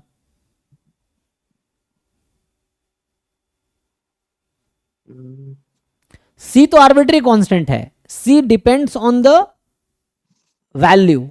अच्छा आप ये कहना चाह रहे हैं, एक मिनट, आप क्या कहना चाह रहे हैं कि जैसे सर आपने बोला जो पी हाँ। वैल्यू है अल्फा से ग्रेटर होगा तो we fail to reject H naught. हाँ ये कंक्लूजन होता है इसका, हमें इसमें कोई जरूरत नहीं, जो स्टेटमेंट मैंने बताए हैं इसका इस कोर्स में कोई जरूरत नहीं है, इसके इंटरप्रिटेशन की यहाँ जरूरत ही नहीं है, वो जनरली हम डेटा एनालिसिस करते हैं तब ये सब यूज करते हैं, तो उसका यहाँ पे उसका कोई रोल नहीं है ये स्टेटमेंट का, क्योंकि इसका यहाँ पे आपको कोई, यहाँ पे तो मैथमेटिकली चीज़ों को आपसे ये पूछा जाएगा बस पी वैल्यू क्या है, इतना ही पूछा जाएगा, इंटरप्रिटेशन यहाँ नहीं पूछा जाएगा, ये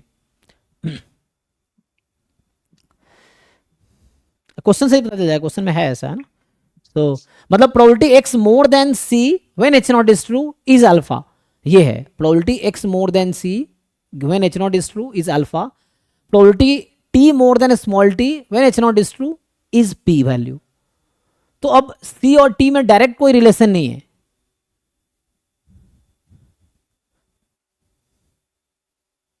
वो तो c आपको है तो कोई आर्बिट्रेरी कुछ भी दिया होगा, अब t आप निकालेंगे टेस्ट स्टैटिस्टिक की हेल्प से, और टेस्ट स्टैटिस्टिक कैसे डिसाइड होगा, ऑब्जर्व्ड वैल्यू सैंपल से, ये है।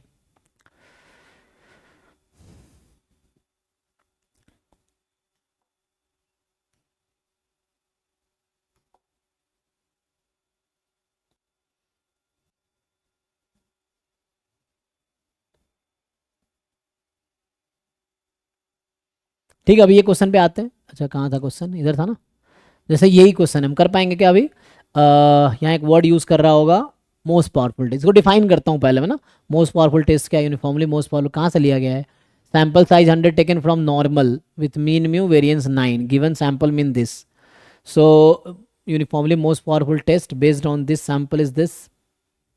ओके तो अभी के लिए या मुझे डिफाइन करूँ, चलो what is definition of most powerful test, फिर आते हैं इस पे। मोस्ट पावरफुल टेस्ट, है ना, ये डिफाइन करना है कि मोस्ट पावरफुल टेस्ट क्या होता है। तो मोस्ट पावर नाम से क्लियर है, मोस्ट पावरफुल टेस्ट। एक वर्ड था यूनिफॉर्मली मोस्ट पावरफुल टेस्ट। तो यूनिफॉर्मली मोस्ट पावरफुल और मोस्ट पावरफुल यहाँ डिफरेंस है। डिफरेंस क्या है? व्हेन वी से यूनिफॉर्मली मोस्ट पावरफुल, मतलब ऑल्टरनेटिव में, ऑल्टरनेटिव हाइपोथेसिस में मोर देन वन वैल्यूज हो सकती हैं और सबके लिए कॉमन क्रिटिकल रीजन है जिसका पावर हाईएस्ट है for any value of theta belongs two alternative hypothesis.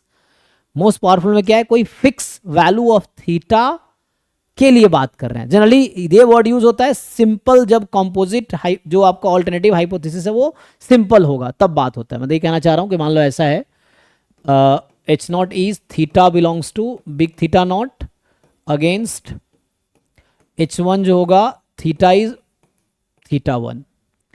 तो for a fix value of theta in the alternative hypothesis we define most powerful test. Uniformly most powerful कब हो जाएगा? तो जैसे मान लो ये है थीटा, मान लो more than equal to theta naught है, लेट्स से यहाँ पे एच नॉट होता मेरा theta is equal to theta naught, ऐसे ही है जी। सो ये है और ये मोर देन, तो यहाँ पे क्या होगा? हो सकता है कि इस इंटरवल में तो बहुत सारे थीटा हो सकते, थीटा अननोन है, थीटा नॉट कोई फिक्स नंबर है, मान लो 0 है एग्जाम्पल के लिए। So theta more than equal to 0 लिख दिया यहाँ पे, नॉट इक्वल टू, है ना, क्योंकि इधर इक्वल टू है। So theta more than, simple words are simple always most powerful. हाँ, you can say most uniformly most powerful, it will still it will not affect। तो uniformly most powerful means for any value in the alternative hypothesis, ये है। तो alternative में यहाँ एक ही value है simple वाले में, तो अभी ऑल्टरनेटिव में एक ही है ना, तो मैं ये कहना चाह रहा हूं कि फॉर अ पर्टिकुलर थीटा के लिए डिफाइंड होती, मैं अगर ऐसे नहीं, जैसे मैं मोस्ट पावरफुल का ये कहना चाह रहा हूं, देखो तो होगा क्या, मैं डेफिनेशन लिखता हूं पहले।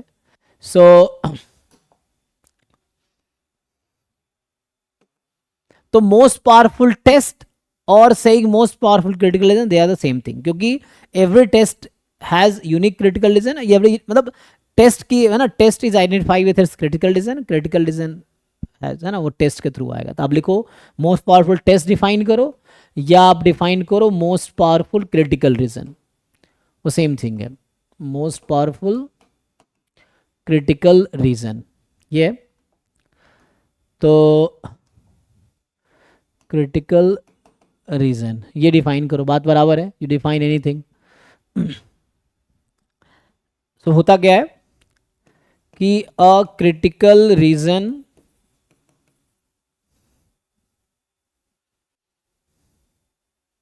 कोई भी क्रिटिकल रीजन ले लो, क्या लिखते हैं हम लोग, C1 मान लो, या ऐसा C1 क्या होता है, क्रिटिकल रीजन मान लो C1 है। C1 का मतलब यहाँ ये हो गया कि reject H not if vector x belongs to C1, ठीक है ना। Belongs to C1 is a set, यहाँ C1 इज अ सेट, ठीक है ना। तो ये वेक्टर x बोल रहा हूँ, सैंपल साइज इनका है। तो is most powerful critical reason, यहाँ पे ये क्रिटिकल रीजन मैं बोल रहा हूँ ना। So this is most powerful critical region for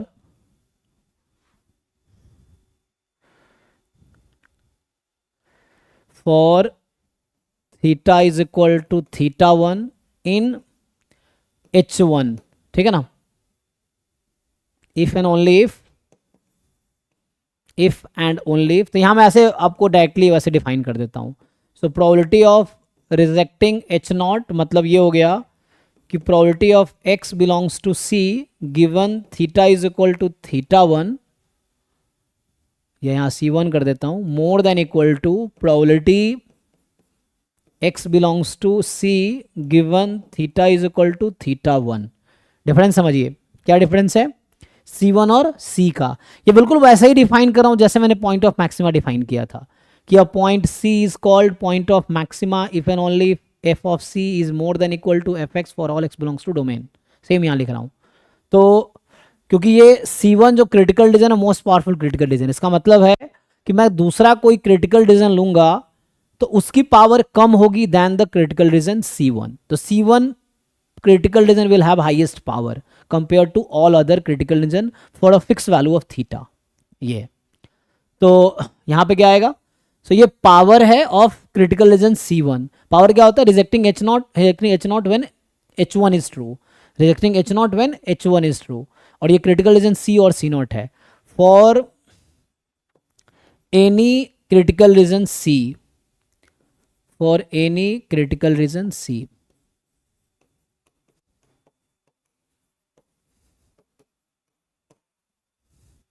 तो C कोई और क्रिटिकल रीजन ले लो C1 के अलावा, इसकी पावर मतलब C1 के करस्पॉन्डिंग जो पावर है वो हाईएस्ट है. ये सिंपल मतलब है कि the power corresponding to critical region C1 is the highest compare to any other critical region for a fix theta.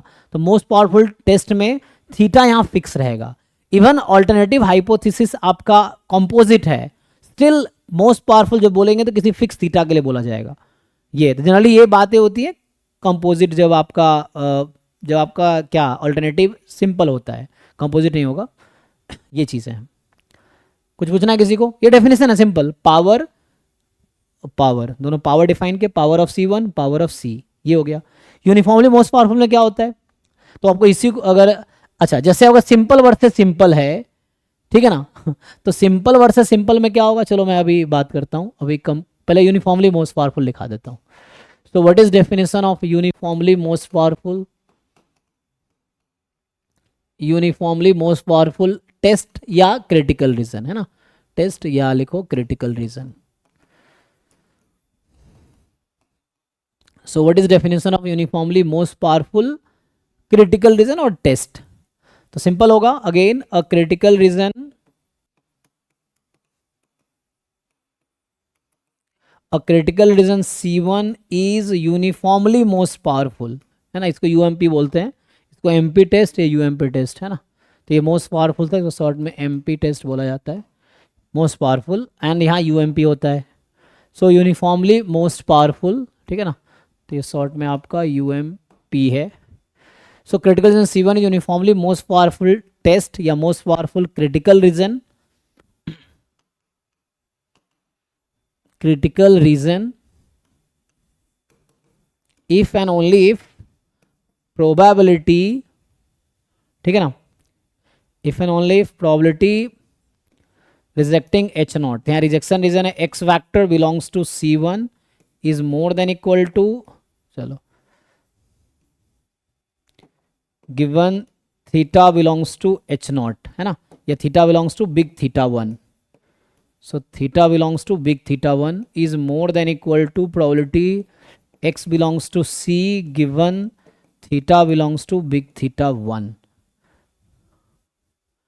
तो यहाँ पे मेरा क्या है टेस्ट? अभी किसकी बात कर रहे हैं हम? तो हमारा टेस्ट अभी वही है, H0 is theta belongs to big theta 0 against H1 is big theta 1, ठीक है ना. तो ये कहना चाह रहा है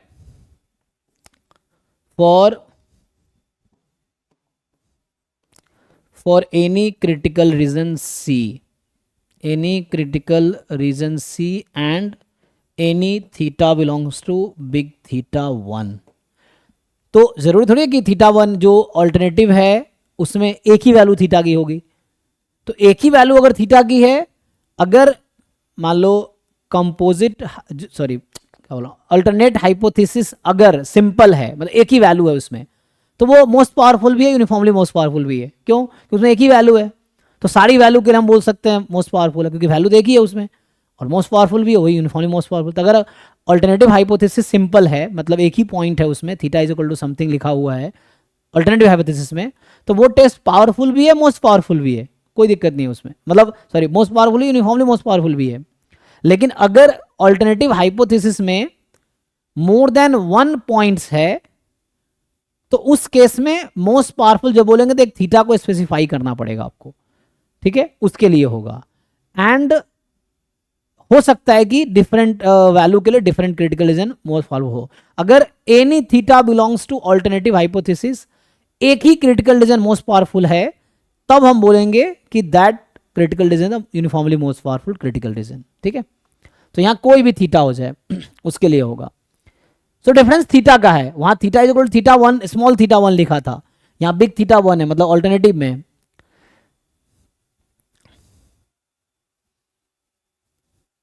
जैसे अभी के लिए आपको नीमन पियर्सन लेमा लिखता हूं, आपको ये समझ आएगा. सो व्हाट इज द नीमन Pearson lemma?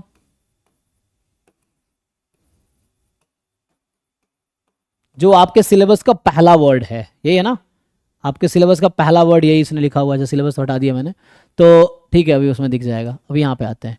So what is the नीमन Yes, sir. नीमन पियर्सन, एक मिनट, नीमन पियर्सन लेमा.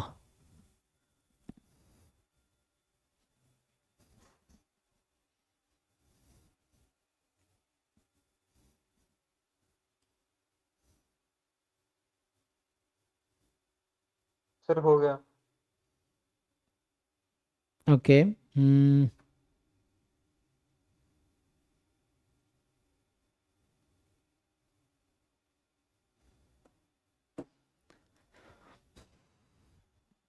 ये क्या कहता है?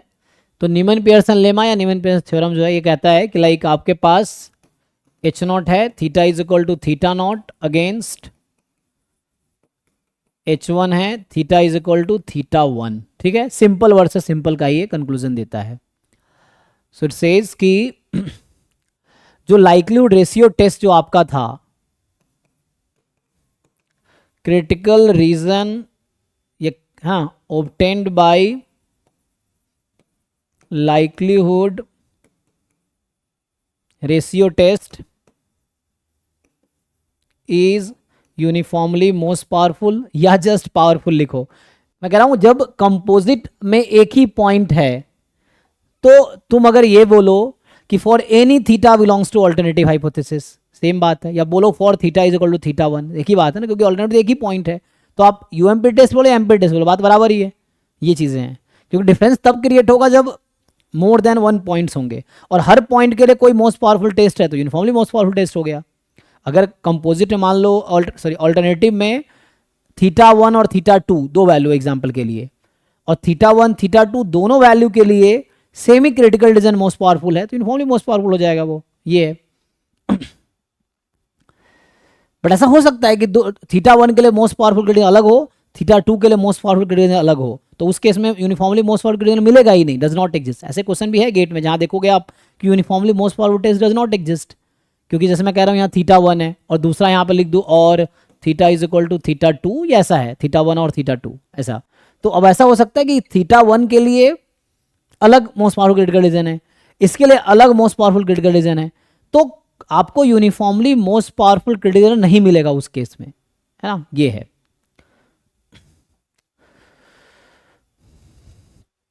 सो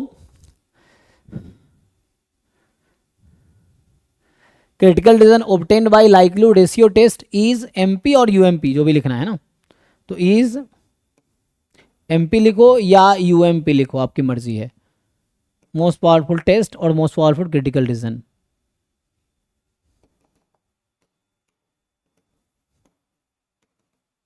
तो आपको मतलब ये थ्योरम गारंटी दे रहा है कि जो भी क्रिटिकल डिवीजन आप निकाल पा रहे हो मोनोटोन मतलब लाइक्लीहुड रेशियो टेस्ट से, जो कल कर रहे थे लाइक्लीहुड फंक्शन अंडर है, मतलब क्या मतलब, that is reject H naught if likelihood function under h0, likelihood function under h1 less than equal to k. This is uniformly most powerful critical reason और most powerful test. ठीक है, तो ये जो क्रिटिकल रीजन आपको मिल रहा है, this critical region is the uniformly most powerful critical reason, नीमन पियर्सन लेमा कहता है. तो आपको अलग से मोस्ट पावरफुल दिखाने के लिए कुछ नहीं करना पड़ेगा सिंपल वर्सेस सिंपल में. ठीक है, ये है, तो अलग से कुछ नहीं करना है, लेकिन बाकी में आपको देखना पड़ेगा बाकी केसेस में. ठीक है ना. तो जो भी वर्ड यूज होता था कि most powerful, uniformly most powerful, जैसे इसमें सिंपल वर्सेस कंपोजिट है, तो हालांकि हम लिख सकते हैं, लेकिन इसको मैं आगे थोड़ा होल्ड करता हूँ अभी, है ना. जब सिंपल वर्सेस कंपोजिट की बात करेंगे तब बात करेंगे. ये सिंपल वर्सेस सिंपल है. क्या पूछ रहा है ये? Power of the most powerful critical reason निकाल पाएंगे? और ट्राई करके देखते हैं.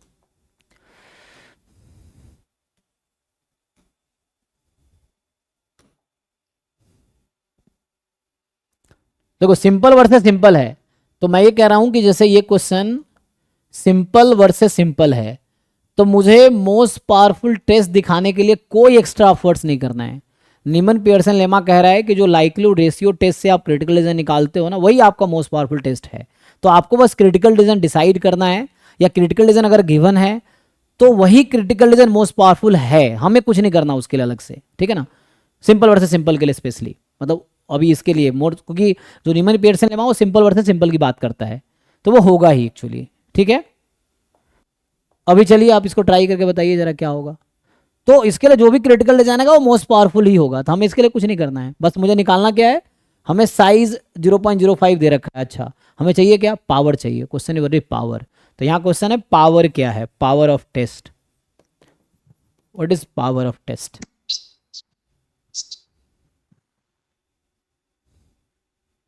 पॉइंट 2 1 आएगा क्या? कितना आया आपका, 0.21। 0.21। बाकी लोग देखिए,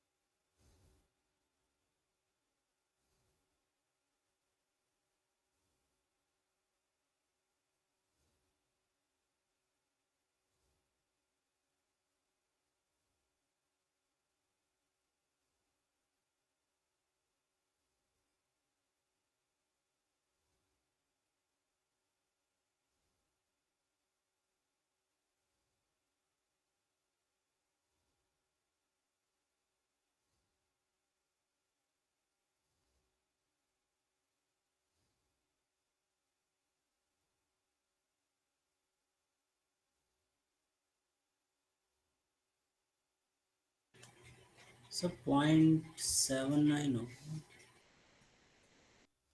0.79, ओके। तो ऑप्शन ए है 0.21,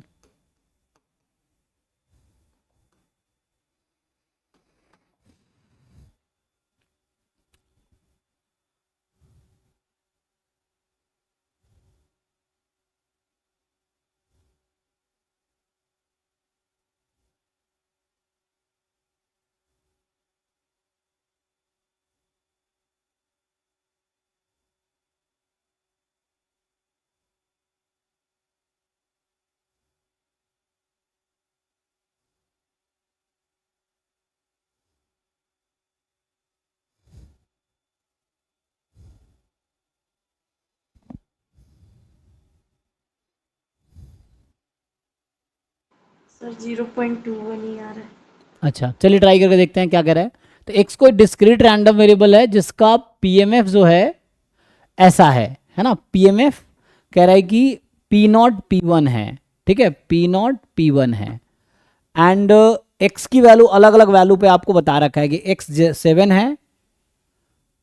अच्छा, दो अलग अलग पीएमएफ है, मतलब एक्स है ना, दो पॉसिबिलिटी है। ऐसा समझिए कि एच नॉट वाले केस में पीएमएफ को लेना है पी बराबर पी नॉट वाला पीएमएफ है ना, ये पीएमएफ लेना है। और ठीक है, मतलब दो अलग अलग पीएमएफ है मेरे पास, ठीक है। मतलब आपको मैं अलग अलग लिख के दिखाऊं, कुछ लोगों को इसमें समझने में दिक्कत आ रहा होगा कि दो क्या है ना। So actually we have two different PMFs. मैं अगर इस क्वेश्चन को ऐसा लिखूं तो ये कुछ ऐसा कहना चाह रहा है कि एच नॉट में जो पीएमएफ आप लेंगे ना वो ऐसा लेंगे, x and probability at x, यही करना है पीएमएफ, प्रोबेबिलिटी एट एक्स। तो एक्स आई पी आई ऐसा समझिए। तो एक्स आई की वैल्यू है 7, 8, 9, 10 और पी आई है एच नॉट में पी नॉट ले रखा है तो 0.90, 0.05, 0.04, 0.01, ये एच नॉट है आपका कि मुझे पी एम एफ ये लेना है एक्स का, है ना। So X has PMF this one, और H1 कह रहा है कि X हैज़ PMF this one. So 2 PMFs दिया है, X and again XI PI, ऐसा समझिए. तो 7, 8, 9, 10 ये है. तो यहाँ पे 0.69, 0.10, 0.16, 0.05. ठीक है. तो अभी के लिए क्या करते हैं हम लोग, अब हमें क्वेश्चन क्या कहता है. सो क्रिटिकल रीजन पता है क्या? नहीं. तो पहले तो क्रिटिकल रीजन देखना पड़ेगा, क्रिटिकल रीजन क्या कंसीडर करना है. तो उसके लिए आप क्या करेंगे, हम लोग लाइक्लीहुड रेशियो टेस्ट लगाएंगे. ठीक है ना. तो ये H1 वाला है, H1 में ये है और H0 में ये है. ठीक है ना. H0 H1, बाद वाला H0 है और ये H1 है. तो X की वैल्यू कॉमन है 7, 8, 9, 7, 8, 9, 10.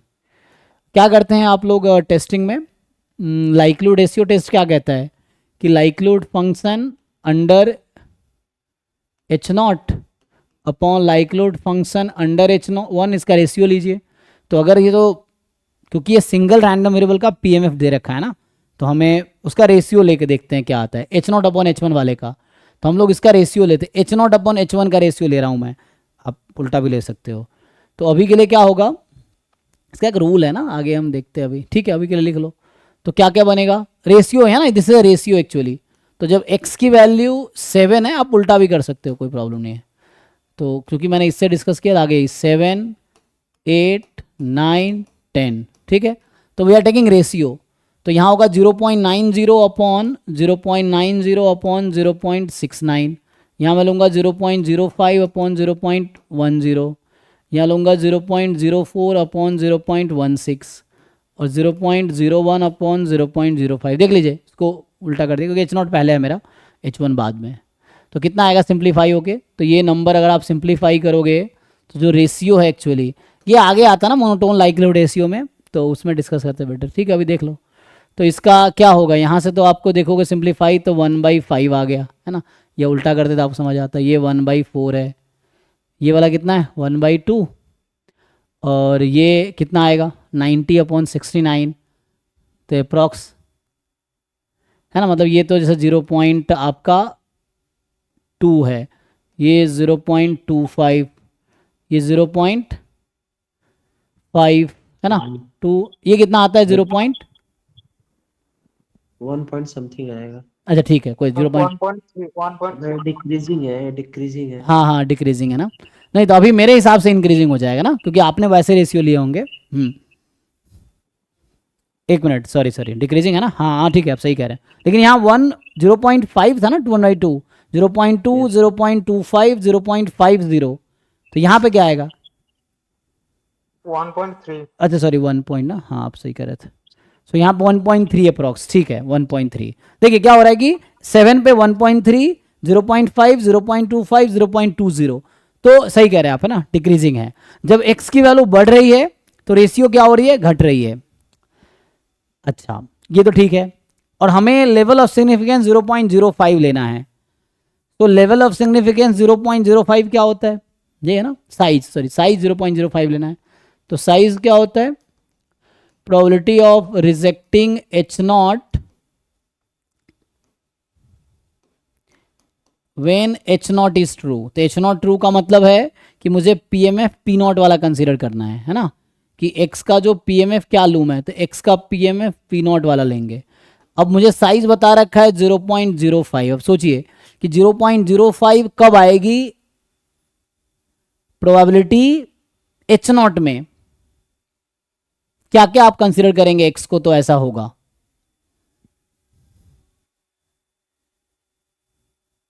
x इक्वल्स टू 8 पे हो जाएगा, बट पावर जो है कम रहेगा.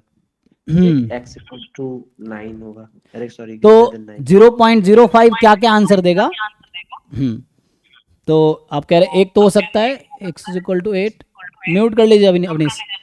तो यहाँ से आ जाएगा x इज 8 एंड यहाँ से आपके पास when x belongs to P0. तो ये भी एक पॉसिबिलिटी है. और दूसरा पॉसिबिलिटी है कि probability x more than equal to 9 ले लें, 9, 10, क्योंकि उसके आगे तो कुछ है ही नहीं. तो मोर देन इक्वल टू 9. तो यहाँ से आ जाएगा x बिलोंग्स टू P0.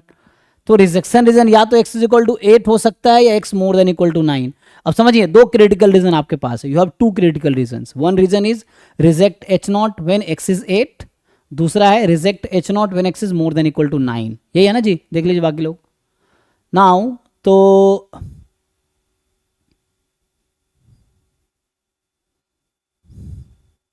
किसका पावर ज्यादा है, इसने बोला हो ना मोस्ट पावरफुल टेस्ट।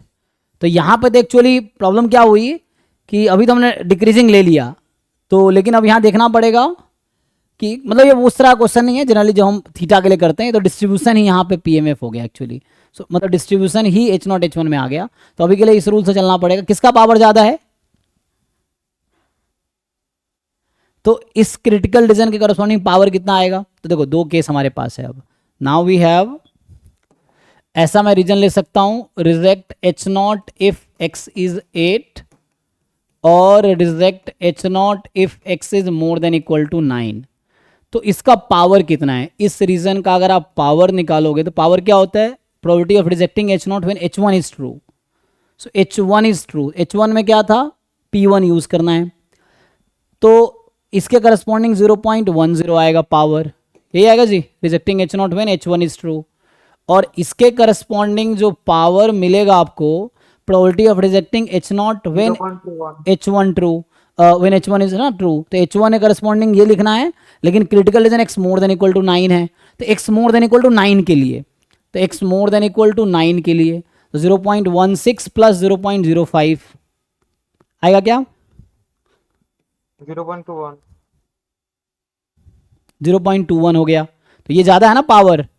और वैसे भी यहाँ पे है ना, जैसे लाइक्लीहुड रेशियो जब हम चेक कर रहे थे, हालांकि उसको यूज़ नहीं किया हमने ऐसे अभी, तो अगर लाइक्लीहुड रेशियो चेक कर रहे थे तो डिक्रीजिंग था, तो वो क्या कहता है लाइक्लीहुड रेशियो अगर डिक्रीजिंग हो तो, मैं भी इसको एक्सप्लेन करता हूँ एक थ्योरम के थ्रू।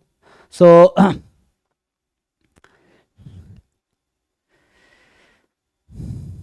ठीक है ना, तो ये ज़्यादा पावरफुल है। So this is most powerful test here, ये बोला था। So this is the most powerful. यहाँ दो अलग अलग क्रिटिकल रीजन मिले मुझे, तो ज़्यादा पावरफुल कौन है, तो this is most powerful test of size alpha. Actually size भी डिसाइड करता है, अगर है ना, एक साइज के कई सारे क्रिटिकल रीजन हो सकते हैं जिसका पावर अलग अलग आएगा, तो जो हाईएस्ट पावर वाला क्रिटिकल रीजन होगा that is the most powerful critical reason, ये है। तो यहाँ पे ये क्रिटिकल रीजन जो आपका है that is the most powerful of size alpha 0.05। तो पूछा क्या था हमसे, पावर कितना आएगा, तो पावर हाईएस्ट 0.21 ही आएगा। देख लीजिए, किसी को डाउट हो तो बताइए, अभी तक ओके है। मतलब पहले देखना था कि जो साइज अल्फा वाले कौन कौन से क्रिटिकल रीजन है, ये देखना है आपको। तो यहां पे ऐसे ही देख के पता चल रहा है ना कि साइज होता है rejecting h not when h not is true. Rejecting h not में ये था कि या तो p नॉट को pmf चूज कर लो या p1 को चूज कर लो, कोई एक चूज करना है पहले। तो h नॉट में p नॉट है और h1 में p1 है, तो rejecting h not when h1 is true. अच्छा सॉरी, रिजेक्टिंग h नॉट, तो हमें तो देखना था क्रिटिकल रीजन क्या लूंगा जब h नॉट ट्रू होगा, ये तो पता है ना h नॉट ट्रू है, डेफिनेशन में ही h नॉट ट्रू है। तो h नॉट में से आपको देखना है कि 0.05 प्रोबेबिलिटी कब आ जाएगी, क्योंकि साइज फिक्स है, 0.05 साइज का टेस्ट लेना है हमें। ठीक है जी, मैं ये कह रहा था कई बार ऐसा होता है ना, मान लो ऐसा है कि लेट एक सिंगल सैंपल साइज का आपके पास क्रिटिकल रीजन है। कहने का मतलब ये है कि मान लो ऐसा है, likelihood function in h not upon likelihood function under h1 less than equal to k है, और ये जो फंक्शन है ये कोई g ऑफ x होगा, मतलब x के रेस्पेक्ट में भी समझते हैं, तो वैसा होगा less than equal to k and g is increasing function. तो ये किस में रिड्यूस हो जाता है, कैलकुलस का रूल अगर यूज करेंगे तो यहाँ अगर ऐसा हुआ, इफ g इज अ, पहला केस कि अगर g क्रिटिकल क्या है, g is a increasing function, increasing ये लिख रहा हूँ, ये नोटेशन है, g is increasing, strictly increasing function है ना, स्ट्रिक्टली इंक्रीजिंग फंक्शन। तो क्रिटिकल क्या आ जाता है आपका, x less than equal to k आ जाता है ना, ये है। और इसी में अगर दूसरा केस अगर g डिक्रीजिंग फंक्शन हो गया तो g अगर आपका डिक्रीजिंग फंक्शन हो गया, तो ये हम आगे यूज करेंगे जब क्वेश्चन सॉल्व करूंगा कुछ, वहां पे आपको समझ आएगा कैसे यूज करना है इसको। दूसरा जैसे है कि g is strictly decreasing function, तो कैलकुलस क्या कहता है, कि जब जी को उधर भेजोगे, एक्चुअली के ना लिख के यहाँ पे सी लिख लो, और C is nothing but G inverse K. ये जो जी उधर चला गया, जी उधर चला गया तो क्या हो गया, X less than equal to ये जी इनवर्स के है, और यहाँ आ जाएगा X more than equal to C, जो कि C is nothing but G inverse K है एक्चुअली, क्योंकि ये जी जब उधर शिफ्ट होगा तो इनइक्वालिटी चेंज होगा ड्यू टू बीइंग डिक्रीजिंग। तो ये सिंपल एक अप्रोच भी हम यूज़ करेंगे अगर एक्स का फंक्शन सिंगल सैम्पल साइज दिया होगा और इस तरह का एक्स का कोई फंक्शन आएगा, ये मैं बोल रहा हूँ this will be a function of x, and अगर जी इंक्रीजिंग है तो ये क्रिटिकल रीजन बन जाएगा ना। तो critical region is this, and यहाँ से क्रिटिकल रीजन आएगा X more than equal to C. तो मैं कहना चाह रहा हूँ कई बार ऐसा होगा लाइक्लीहुड रेशियो इंक्रीजिंग होगा तो क्रिटिकल रीजन ये बनेगी, कई बार लाइक्लीहुड रेशियो डिक्रीजिंग होगा तो ये क्रिटिकल रीजन बनेगी। तो ऐसे क्वेश्चंस भी है हमारे पास, वो हम देखेंगे।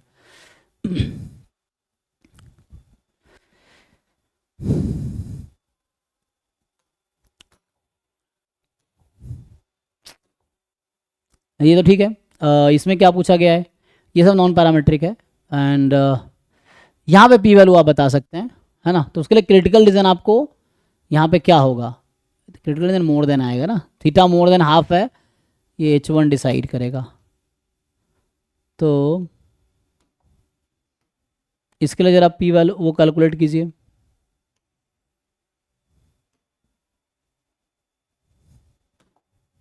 सर पहले हमको क्रिटिकल रीजन निकालना होगा, निकाल सकते हैं, greater than आएगा। लेकिन मुझे ऐसा लग रहा है कि हाँ उसमें लेंदी होगा।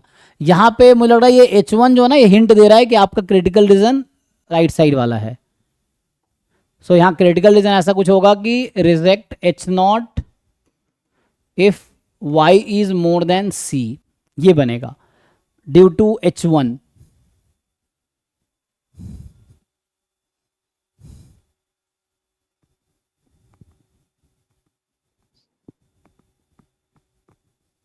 सपोज इक्वल्स टू 1/3 होता फिर नहीं, तब निकालते फिर हम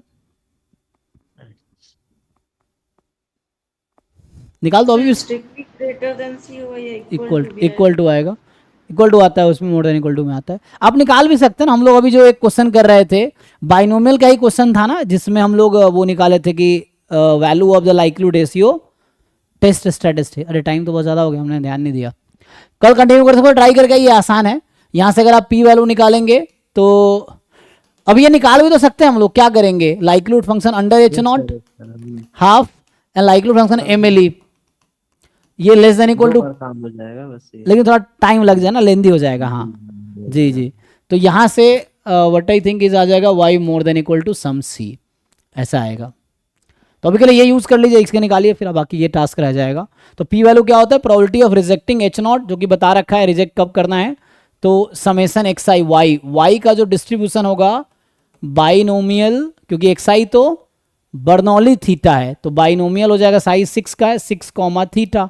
तो probability of y more than equal to c given H0 is true, so theta is half. तो यहाँ से आ जाएगा अच्छा, हम लोग क्या लेते हैं इसमें p वैल्यू में, यहाँ पे c के प्लेस पे ऑब्जर्व्ड वैल्यूज लेते हैं, रैंडम वैल्यू, जो रैंडम टेस्ट स्टैटिस्टिक्स है एक्चुअली सैंपल के थ्रू।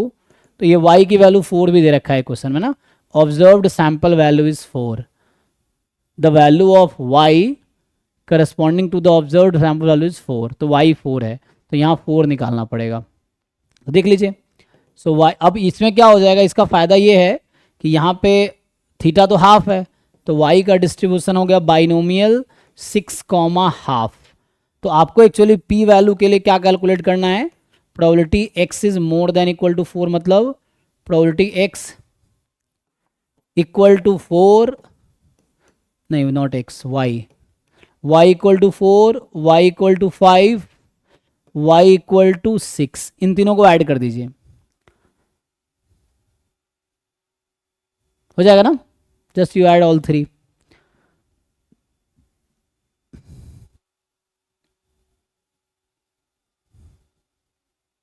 (11/32) तो ये आ जाएगा ना, तो ये आपका आ जाएगा 11/32। भाई कल हम आगे डिस्कस करेंगे। तो अभी हमने आज टर्म डिफाइन किया, size, power, power function, P value, level of significance, कुछ एक दो क्वेश्चंस देखे हैं। अभी अगले क्लास में मैं कंटिन्यू करता हूँ, तो अगले क्लास में हम लोग ये आगे कंटिन्यू करेंगे यहीं से जो सिलेबस में लिखा हुआ है। वो जो क्रिटिकल रीजन आप लिखा है ना ऑल्टरनेटिव, वो थियोरेटिकल तो वो समझ गया। मतलब क्विक करना है तो alternative hypothesis theta greater than half, तो लॉजिकली वाई ग्रेटर देन सी होगा। आएगा यहाँ पे, हाँ आएगा, यही होगा। तो एक्चुअली निकालेंगे कैसे, यहाँ तो बर्नौली सैंपल है ना, तो एमएलई तो एक्स बार हो जाएगा पी का, हाँ तो उससे निकालेंगे। देखिए तो थैंक यू। तो उसको पुट करके देखिए, सिंप्लीफाई करके वैसे आ जाएगा। ठीक है, अभी यहीं स्टॉप करते हैं, कल आगे कंटिन्यू करता हूँ। तो अभी के लिए कल हम, है ना, तो अभी ये जो सिलेबस में ओपन किया था, तो ये पहला हमने ये बस लिखा है कि ये क्या होता है। आगे ये बोल रहा है कि मोस्ट पावरफुल टेस्ट क्या होता है, तो ये तो मैंने डिफाइन किया है क्या होता है। यूनिफॉर्मली मोस्ट पावरफुल टेस्ट क्या, वो डिफाइन किया मैंने। ये कल मैं ये डिफाइन करूंगा, what is the monotone likelihood ratio property, है ना, ये है। बाकी यूनिफॉर्मली मोस्ट पावरफुल टेस्ट मैंने भी डिफाइन किया है। सो कल हम ये डिफाइन करेंगे, फिर आगे और चीज़ें डिफाइन करेंगे।